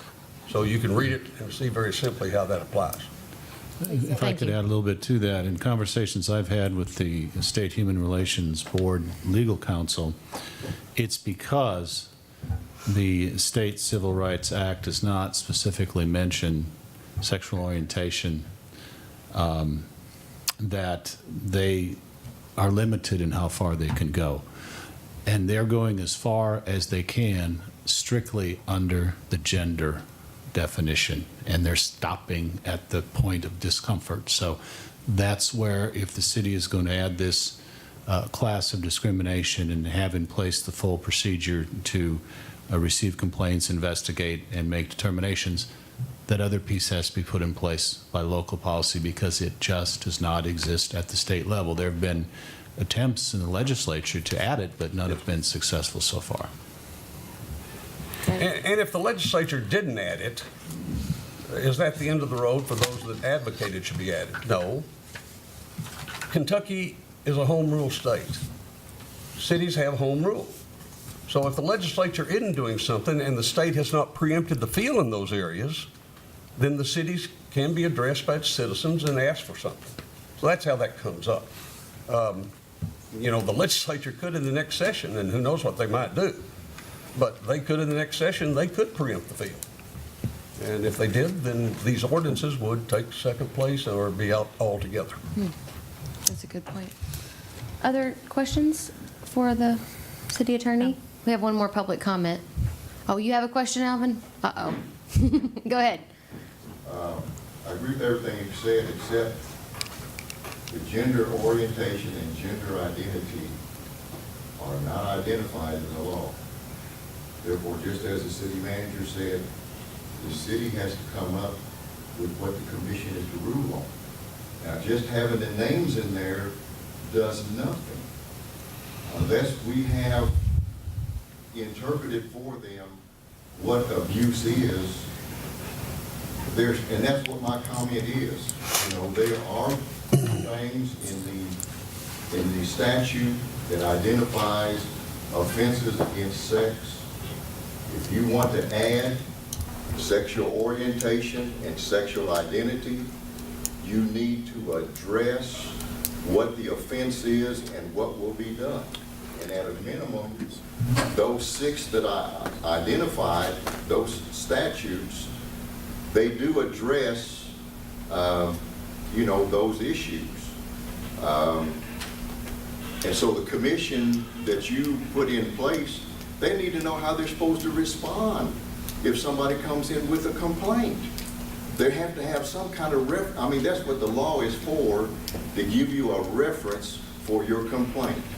And if I put some definition up here, but it has no reference as how you act upon it, it does nothing. I think you have a response. I We have thought a about response. this. Thank you. You're very basically correct in your premises. And the way it works is this way. If somebody comes in and says, I'm a victim of gender identity, do something about it. As the man said, that means nothing. You have to identify what the gender identity offense was. And you have to set forth the facts that say, this is how I was discriminated against because of that. And this is who did it. And this is the basic information. And that basic information is what goes to the Human Rights Commission. And as Mr. Wiggins, I believe it was, explained, they have good people in there. And they have people that do their job. And they will look at that, and they will use a citizen's common sense approach if they understand it. If not, then the ordinance gives them the power to seek out and get consultation, either from legal counsel or from others, as to, well, wait a minute, are these allegations relevant to gender or not? And you'll have some, I promise you, just like with all agencies, that are completely off the wall and you can't figure where that's coming from at all. And it probably won't be handled. But you'll have some that when you look into it a little bit more deeply, you think, no, there's a problem here. And we'll move on with the investigation. But you can't possibly sit down in the ordinance and identify every conceivable form of gender identification abuses that could occur. They are mind-boggling on all sides, just like racial, just like anything else.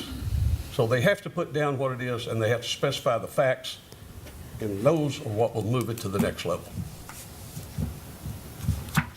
Thank you very much. I'm going to allow for one more question from the audience, and I'm going to bring up this next person, okay? Go ahead, please, yes. Since you brought up gender identity, one of the problems is the can of worms that it opens up. It's self-disclosed, it's self-defined. When you talk about public accommodations, there are areas that have this language in the statutes where somebody, a male, biologically born male, identifies as a woman, has been protected and allowed to go into women's locker rooms. Evergreen State College in Washington State a couple years ago, that actually happened. And when a mother and her teenage daughter complained to the administration about it, they said, I'm sorry, we have a state SOGI law, sexual orientation, gender identity law, that protects that. So when you have something that broad, that's self-defined, that protects that, I think that's a can of worms that you're opening up here in Paducah as well. Was Well, it that's a good- self-defined in the? Go ahead. No, you go ahead. Go ahead. I was asking Dave. Your point is valid. However, those cases like you quoted, while they get a lot of publicity, are not all the cases that occur in the United States. There's always going to be some that, because the facts are so bizarre, and the results for you and I would say, how did they come up with that? Get publicized so much that you begin to think everything is going to be wrong. I will say to you that if you have good people appointed to commission, and you have a community that's educated, and you go through the facts carefully, those things are not impossible to occur, but it'll be so rare. That's something you have to guard against. But you are right. There are those kind of abuses out there that get anyone's attention, and in some cases just cross your eyes.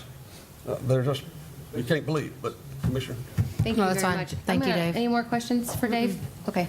Thank you so much for being here. We appreciate it. I'm going to bring up Thank you.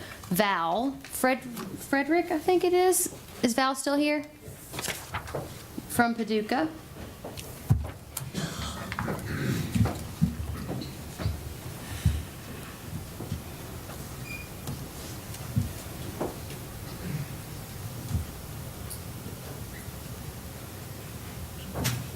Thank you, Hi there. Mayor Harless. Welcome. I heard about the issue on the radio, so thank the media. Nobody's thanking media lately. I was going to do that at the end. Thank you for reminding me. Thank you, media. The first point I wanted to address that my concern was when I heard it on the radio this evening, and by the way, I appreciate all the rights, the great rights that I feel like I have in Paducah in the state of Kentucky. As I left my daughter home this evening, homeschooling herself. We were writing a research paper. I was headed to the library, so we needed 2 more books, or 2 more subjects, 2 more references on Wilbur and Orville Wright. So I was headed to our wonderful library, and I heard about the meeting tonight. And the first thing I thought was, they're taking away the Paducah citizens' federal and state rights. So what I hear tonight, and our city attorney used a lot of pronouns. Pronouns take the place of proper nouns. So I need more education from everyone here on what's going on. But I have been in court defending myself in the past. I don't like court. It's really expensive and both sides lose. Attorneys are paid to be in court. Citizens like you and I gain very little from court. It's a big emotional drain. This addition to a law, which the attorney very clearly said, they're seeking the right to put a law on the books of Paducah beyond the state law, beyond the federal law, that the City of Paducah and the Commission on Human Rights, is that right, Mayor Harless? I don't know. You got to keep going. Okay, can charge any of us with. With the current laws, they can't charge us. You know, if we want community in Paducah, if we want Paducah to be a family, we need to settle our differences in a friendly manner and in court. And by federal and state law, I can only be married to one man. So my husband and I have to settle our differences ourselves, right? In most things. The same way I think people in Paducah, we don't need more laws. There are already federal laws and there are state laws, and I enjoy being part of the community of Paducah. I enjoy all the diversity. If there is a member of Paducah, it would be a sad, sad day to target one person when there's so many wonderful people in Paducah. I don't want to see the city's resources and energies being directed and taking away from some of our more important issues, some more of our important health issues. One, for me, if the flood wall fails, any child in my house is going to drown. I have the 1937 flood wall mark on a mirror in my house, and it's at my shoulder level. You know, that's really important. That's important to every single person in Paducah. I have some education in the HUD, Housing and Urban Development, and they do have laws already on the books. And I am a broker and a real estate agent. We are in fear of our livelihood every day. Should we make a mistake on the federal fair housing laws. We get reported, we get fined, we can lose our licenses. Please don't add another law to threaten my livelihood and threaten the 300 realtors' livelihoods that are in the multi-list in our area. Because this is a law that the attorney succinctly said they're seeking to be able to file charges against us. They're seeking to be able to subpoena us. They're seeking to take us to circuit court, but yet they've never had a complaint about this. We have great people in Paducah, really friendly people. There's a plaque on Broadway that says, we're like the friendliest people. There's a plaque downtown you should all read. It says, people in Paducah are friendly. So I have encountered a few not friendly people in Paducah. I will have to admit, and some people hold it against me, I'm Catholic. Some people in Paducah don't like Catholics. But I don't want there to be I'm sorry, I'm going on a tangent. But let's Actually, I get have a back to the question for you. basic fact. There's already state and federal laws. And I think we don't need further home rule. That's like a big bad bully. I want to enjoy there's federal laws and there's state laws. Don't give me more laws. We've already got laws. Hey, Val, can I ask a question really quick just to clarify, please? Yes. I take your point about adding more laws. I just want to be clear about what your intention is here. Are you suggesting that you think that the addition of the gender orientation law is not necessary, or the language around age, gender, or age, sex, race is also not necessary? I think we should work with the laws already on the books. And if there needs to be more education, I think we should educate on the current laws. I don't think Paducah needs to become an island. Okay, so just to be clear, though, so the law on the books right now is protection from age, sorry, not age, we added age this time around. It's sex, familial status, race.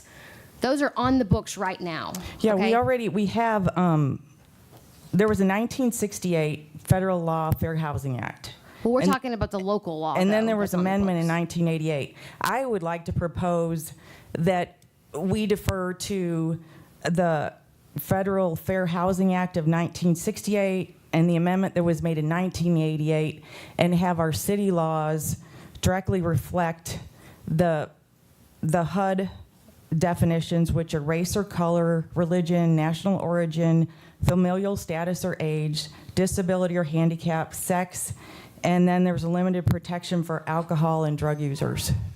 That I think it puts an undue financial burden on the city to have to legislate outside the existing federal and state laws. And there's another point.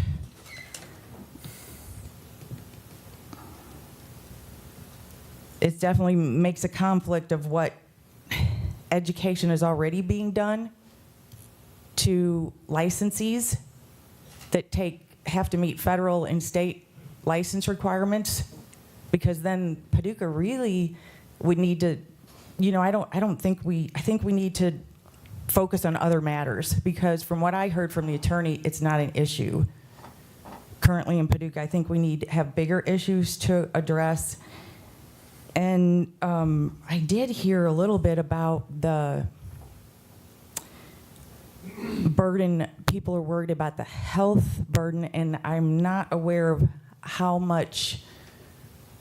I'd like to learn more about what that would do to bring people to our area at a certain point in time. We got to stay on the topic, though, because we Yes. have a motion on the table, actually, so we have to stay on the topic right now. Okay. You're welcome to come back up if you want to about the other issues. But if you don't have anything to add, I'm going to move on, if you don't mind, so we No. can see if the commissioners have questions or anything. But would you Is that okay? clarify where this motion is going, please, again? The motion that's on the table? It's for adoption. It's for adoption of the ordinance, the repeal and replace ordinance that the city attorney basically described before. So since this is I heard it on the radio. Yeah. It's the first ability I had. So what's happening tonight? You're either going to... We're going to take a vote in just a second, and if it passes, then what will end up happening is the current ordinance on the book from 1966 or 8, whichever year that was, will be repealed and replaced with pretty much the same language, except that there's some additions and some changes to make the process more clear. But we're also adding age to the list of protected classes, and you listed a bunch of them in your fair housing part. And then we're also adding gender orientation to the protected classes. So I would like the council to vote down that motion. Okay, I appreciate your perspective. Thank you so much, Val, for coming. And thank you, radio, for telling her about it. Thank you.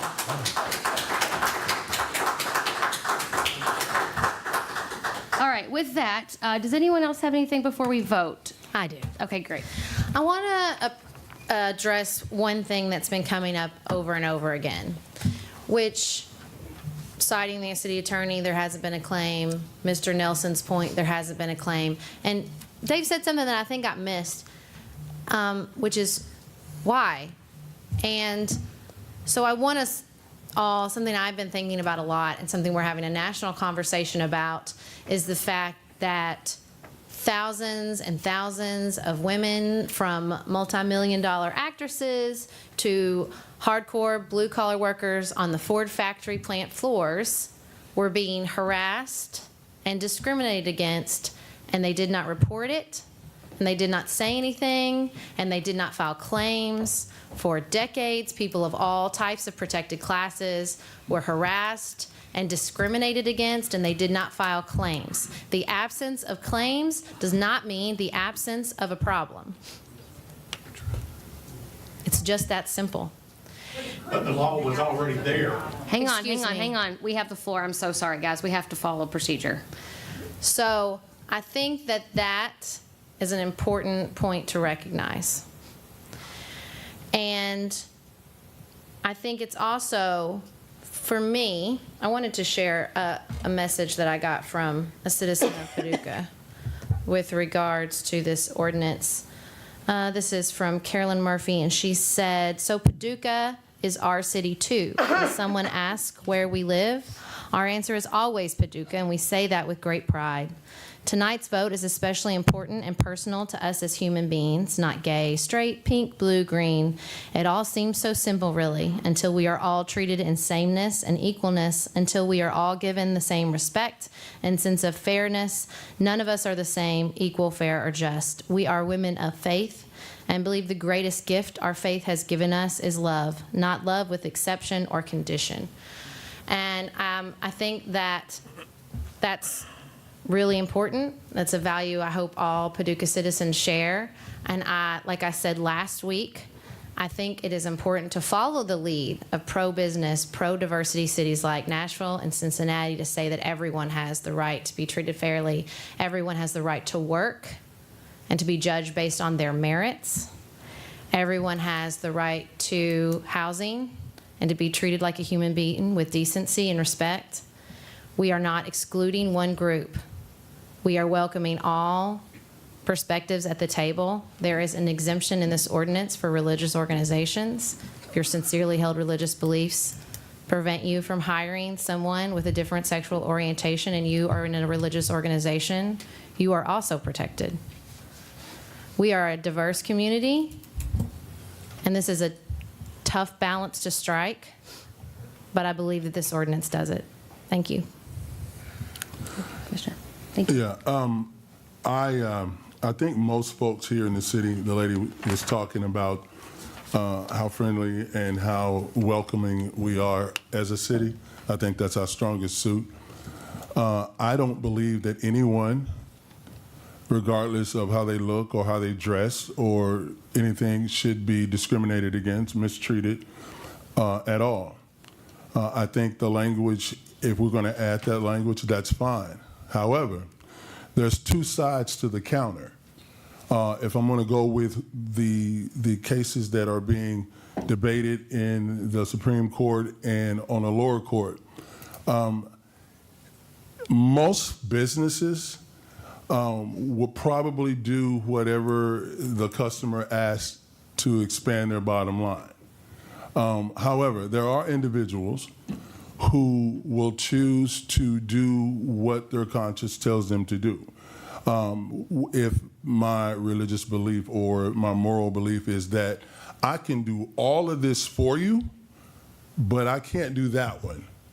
I will help you find a place to do that, but I can't do it personally.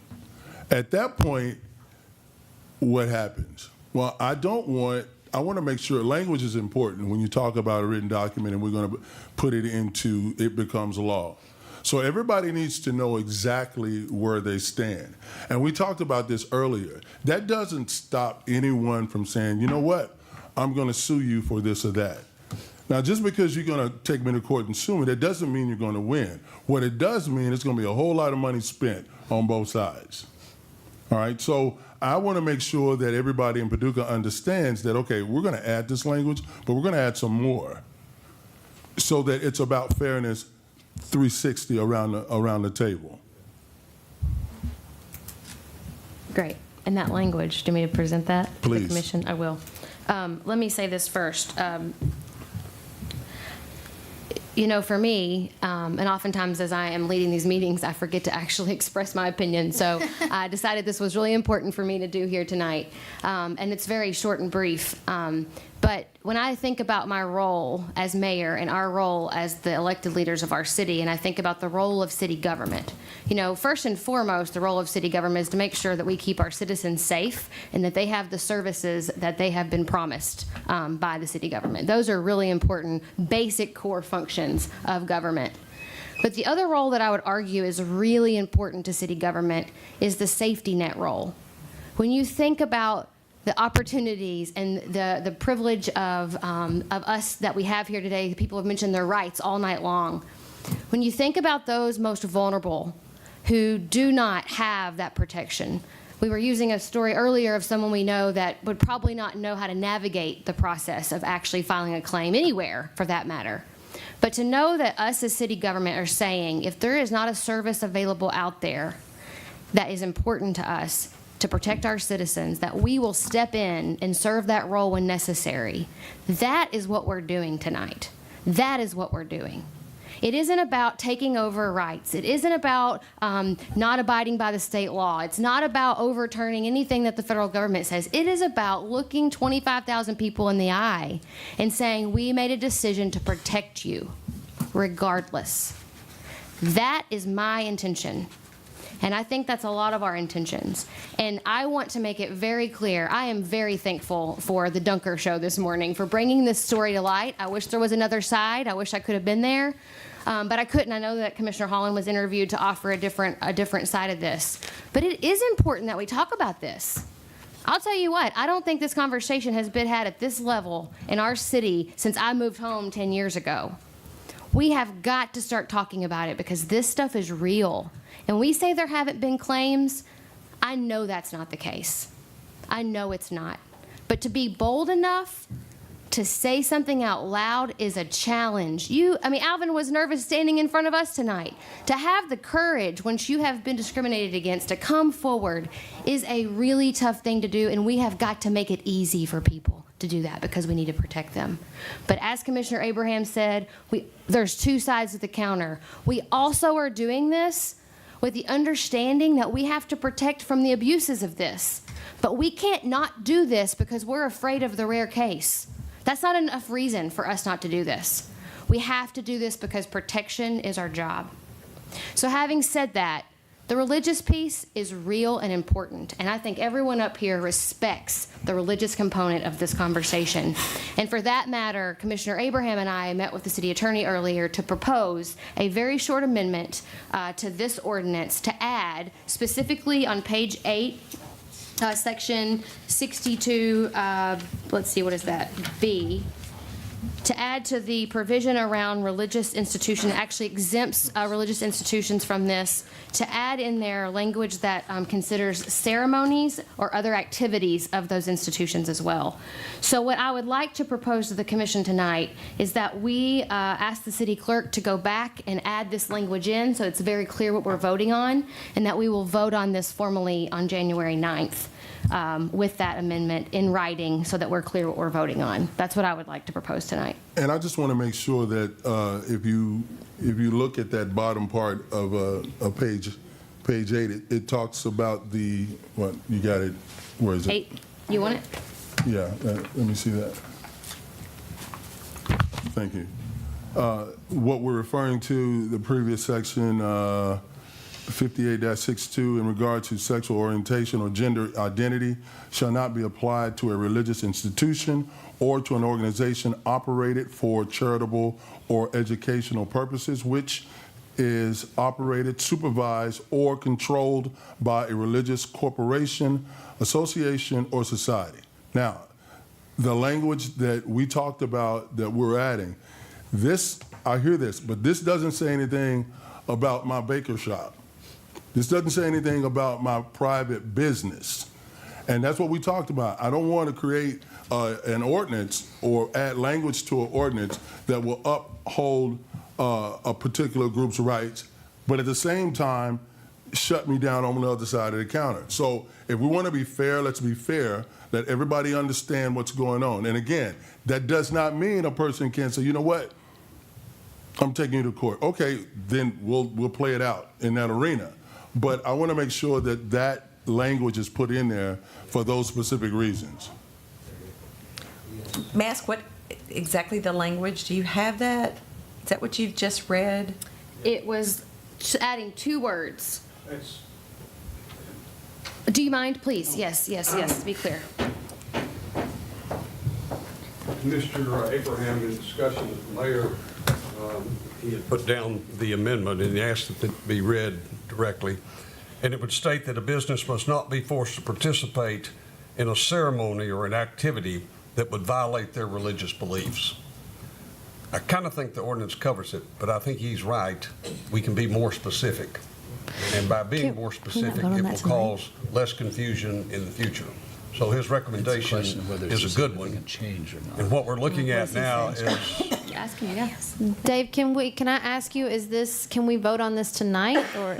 We had talked about the procedural way to handle this properly and decided probably that if this motion would be offered as an amendment and there would be a second, we would then direct the clerk to go back and bring you a new ordinance that includes the amendment. Okay. Could we do it in that form tonight? Yes.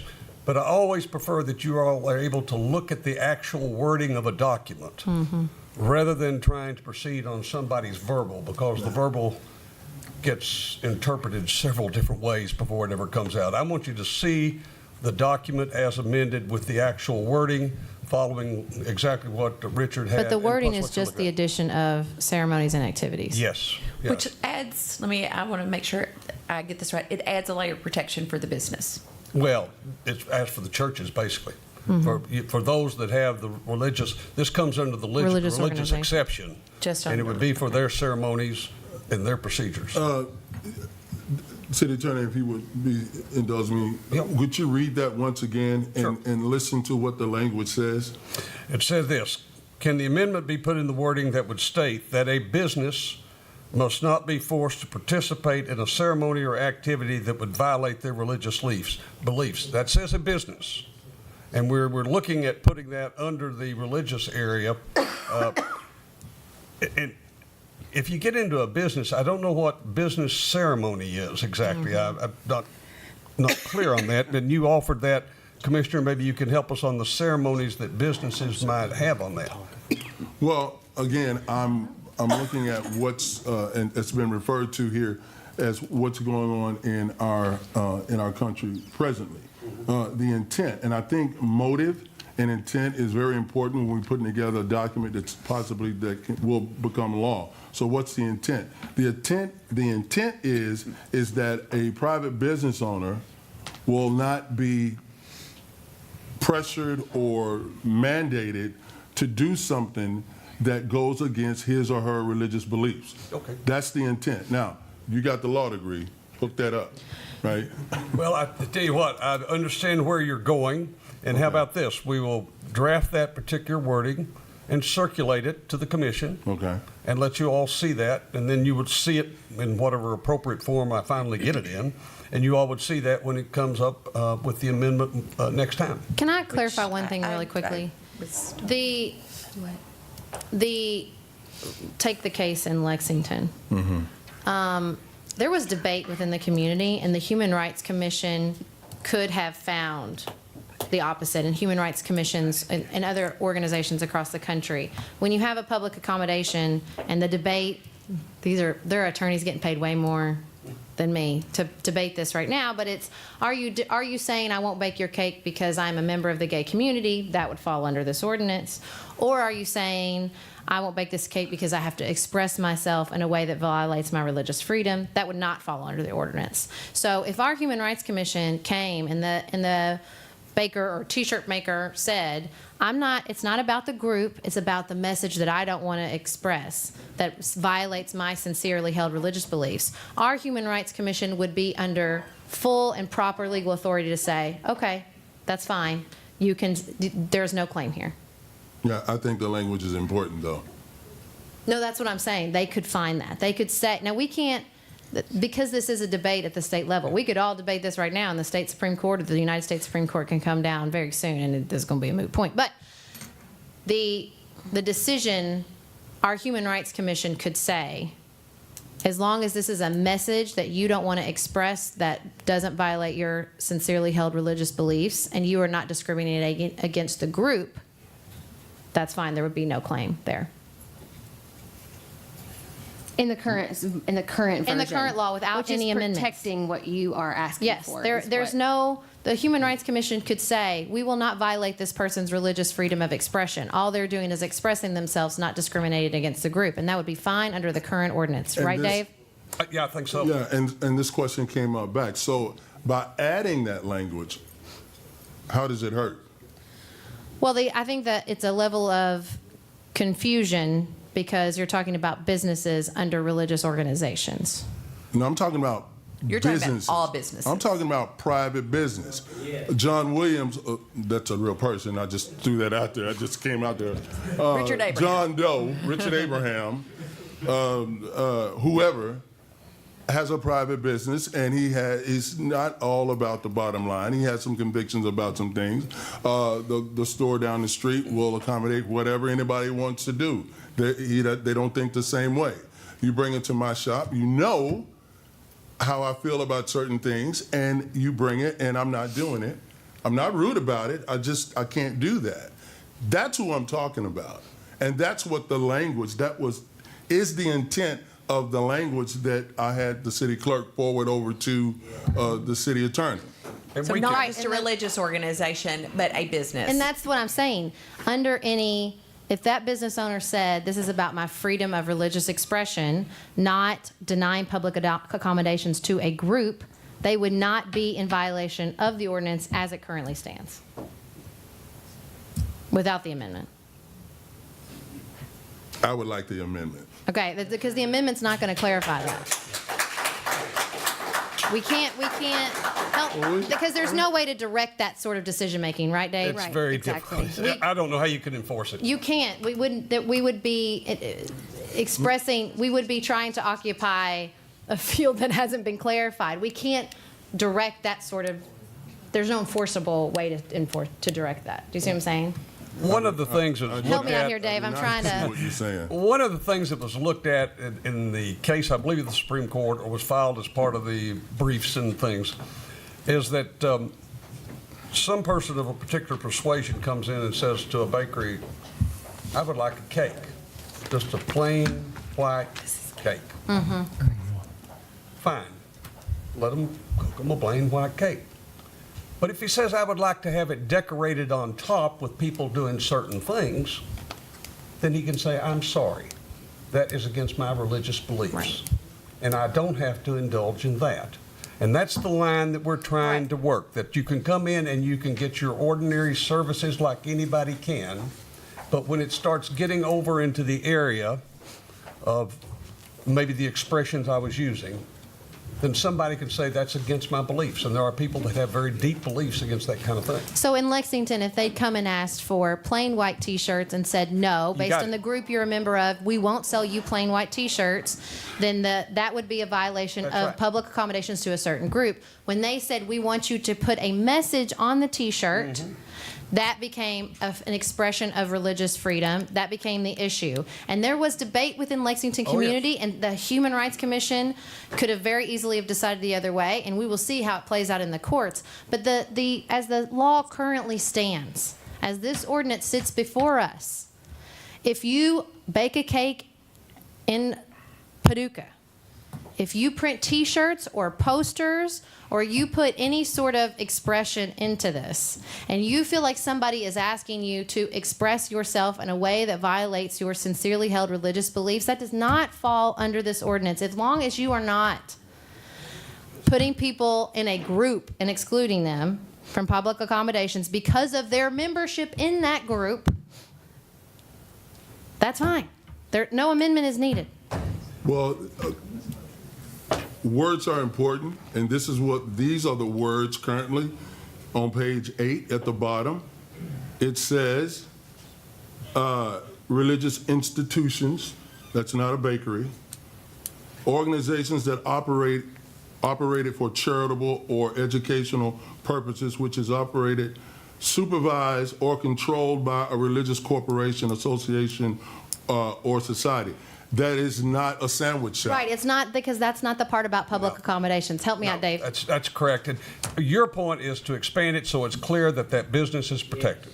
People get confused when things aren't clear. But it is, Well, but- it's a different section. It's not that section. That's- Go ahead. that's What the section purpose. is it then? Public accommodations. That's the purpose of the amendment. And we can take one or two of the sections and make them clear without a great change at all. But I tell you, a lot of times this thing comes up and we put it into this thing of some sort of sexual preference. I think this applies and should apply if you own a T-shirt shop and they come in and they want a white T-shirt, sell it to them just like you would the public. But if they want to put some sort of satanic message on there where they worship the devil, and that isn't your religious belief, then you should be able to say, I'm not doing that. Right. And that has to do, as far as I'm concerned, with your belief as great as to whether it may have to do with some of these gender matters that seem to dominate the conversation.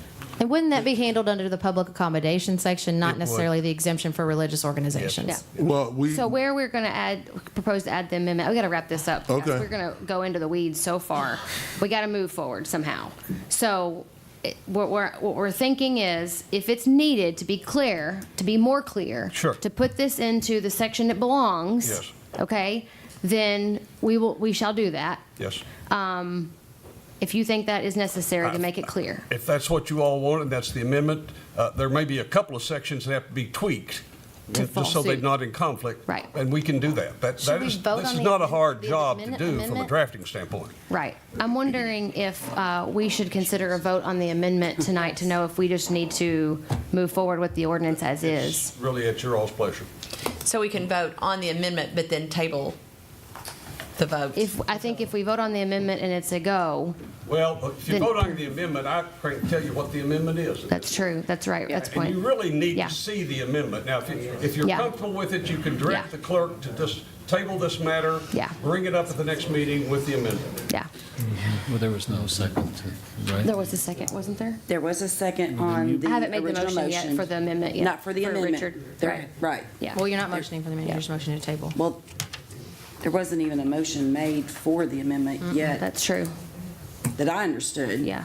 It was never They've stated. talked about an amendment, but there hasn't been a Yeah. formal Yeah. So it's motion. stated. You need to make an We need to make a motion. for the amendment. So are we going So what- to, I'm sorry, Mayor. Yeah, so what I'm gonna do right now is make a motion to amend the ordinance per the language in this email from Richard, okay? And then we're going to Or there table. is one other matter, you can withdraw the motion, withdraw the second, and we'll come back at the next meeting with a clean ordinance that addresses it. That's a great idea. Okay, thank you, thank you. Excellent. Okay, is that good with you?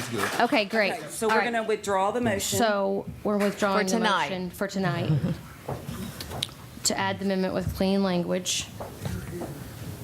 Doesn't it have to be done with the consent of the people that make and second the motions, Madam Clerk? Excuse me? Does that not have to be done with the consent of the people that made and seconded the motions?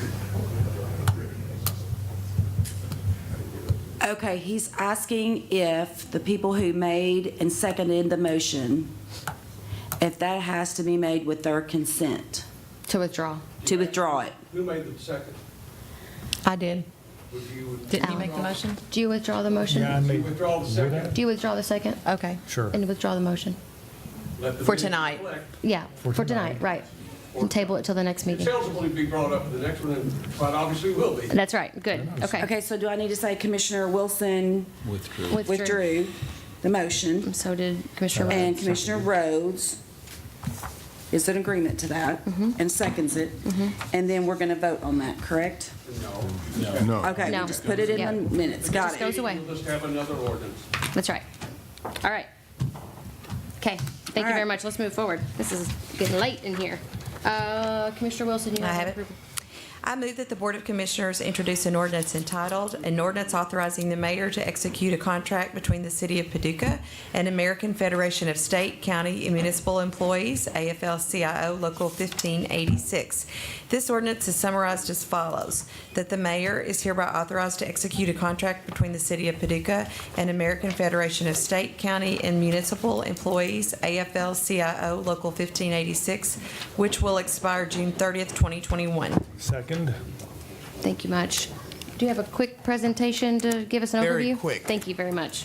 Good evening, Mayors, Commission, City Manager. Just to kind of give you the changes on the contract. It's for 3 years, and the city is proposing to add language to the contract indicating that the union and the city conform to the prevailing state Kentucky law with respect to the exercise of the right to work practices for membership dues deductions. And then, of course, the boot allowance went from $275 to $300. And then, of course, your wage over the next 3 years will be 1.5, 1.75, and 2% over the next 3 years respectively, with a total amount of $425,000 over the total wage and benefit package impact over the 3 years of the contract. I want to say thank you. I know it always is a lot of hard work to bring everything together, so thank you to you and City Manager Peterson for taking this on and getting this finished so quickly. I'm sure that they are relieved as well. Yes, and we do have to give the credit to the union in itself. and Yeah, our Absolutely, relationship yes, with to the all of you involved. Thank you very much. I know how difficult it can be, so thank you. Absolutely. I actually think Commissioner Rhodes got some good words from one of the members about the negotiation, so thank you very much for doing that. Okay, if there is no other discussion, we're going to move forward with roll call. No. No, we aren't. We just introduced that. Sorry, we're not going to do that. All right, let's move on to City Manager. Well, I had planned for a little presentation tonight on some work that a public engagement committee that I formed internally some weeks ago has been doing, but that can wait until the next commission meeting in the interest of Fresh time eyes. tonight. Okay. I think that might work out better with fresh eyes. Sorry to the group that was here to present that. We'll see you at the next meeting. One thing for me before I think we have a request for a motion for executive session to discuss the interim city manager position. I just wanted to update the commission and the public on our approach to looking for a search firm to find our next city manager. Martin and I have been working closely together, and he has identified 3 of those firms that have put in proposals that we are going to request their presence at the January 9th meeting so that they can present to us in person their proposal on how they might go about the search. So that, I think, gives us a little bit more level playing field across the commission to understand who we might choose moving forward to help us with the search. So just want to update you on that. You'll look forward to that on January 9th. And I think with that, unless the commissioners have any comments or anything else, I am going to ask Commissioner Abraham, I think. You have a motion for executive session. I move that the board go into closed sessions for discussion of matters pertaining to the following: issues which might lead to the appointment, dismissal, or disciplining of an employee as permitted by KRS 61.81011. Second. Thank you. Roll call. Commissioner Abraham, Aye. Commissioner Holland, Aye. Commissioner Rhodes, Aye. Commissioner Wilson, Aye. Mayor Harless. Aye. And we will return to adjourn if anyone wants to stick around, so.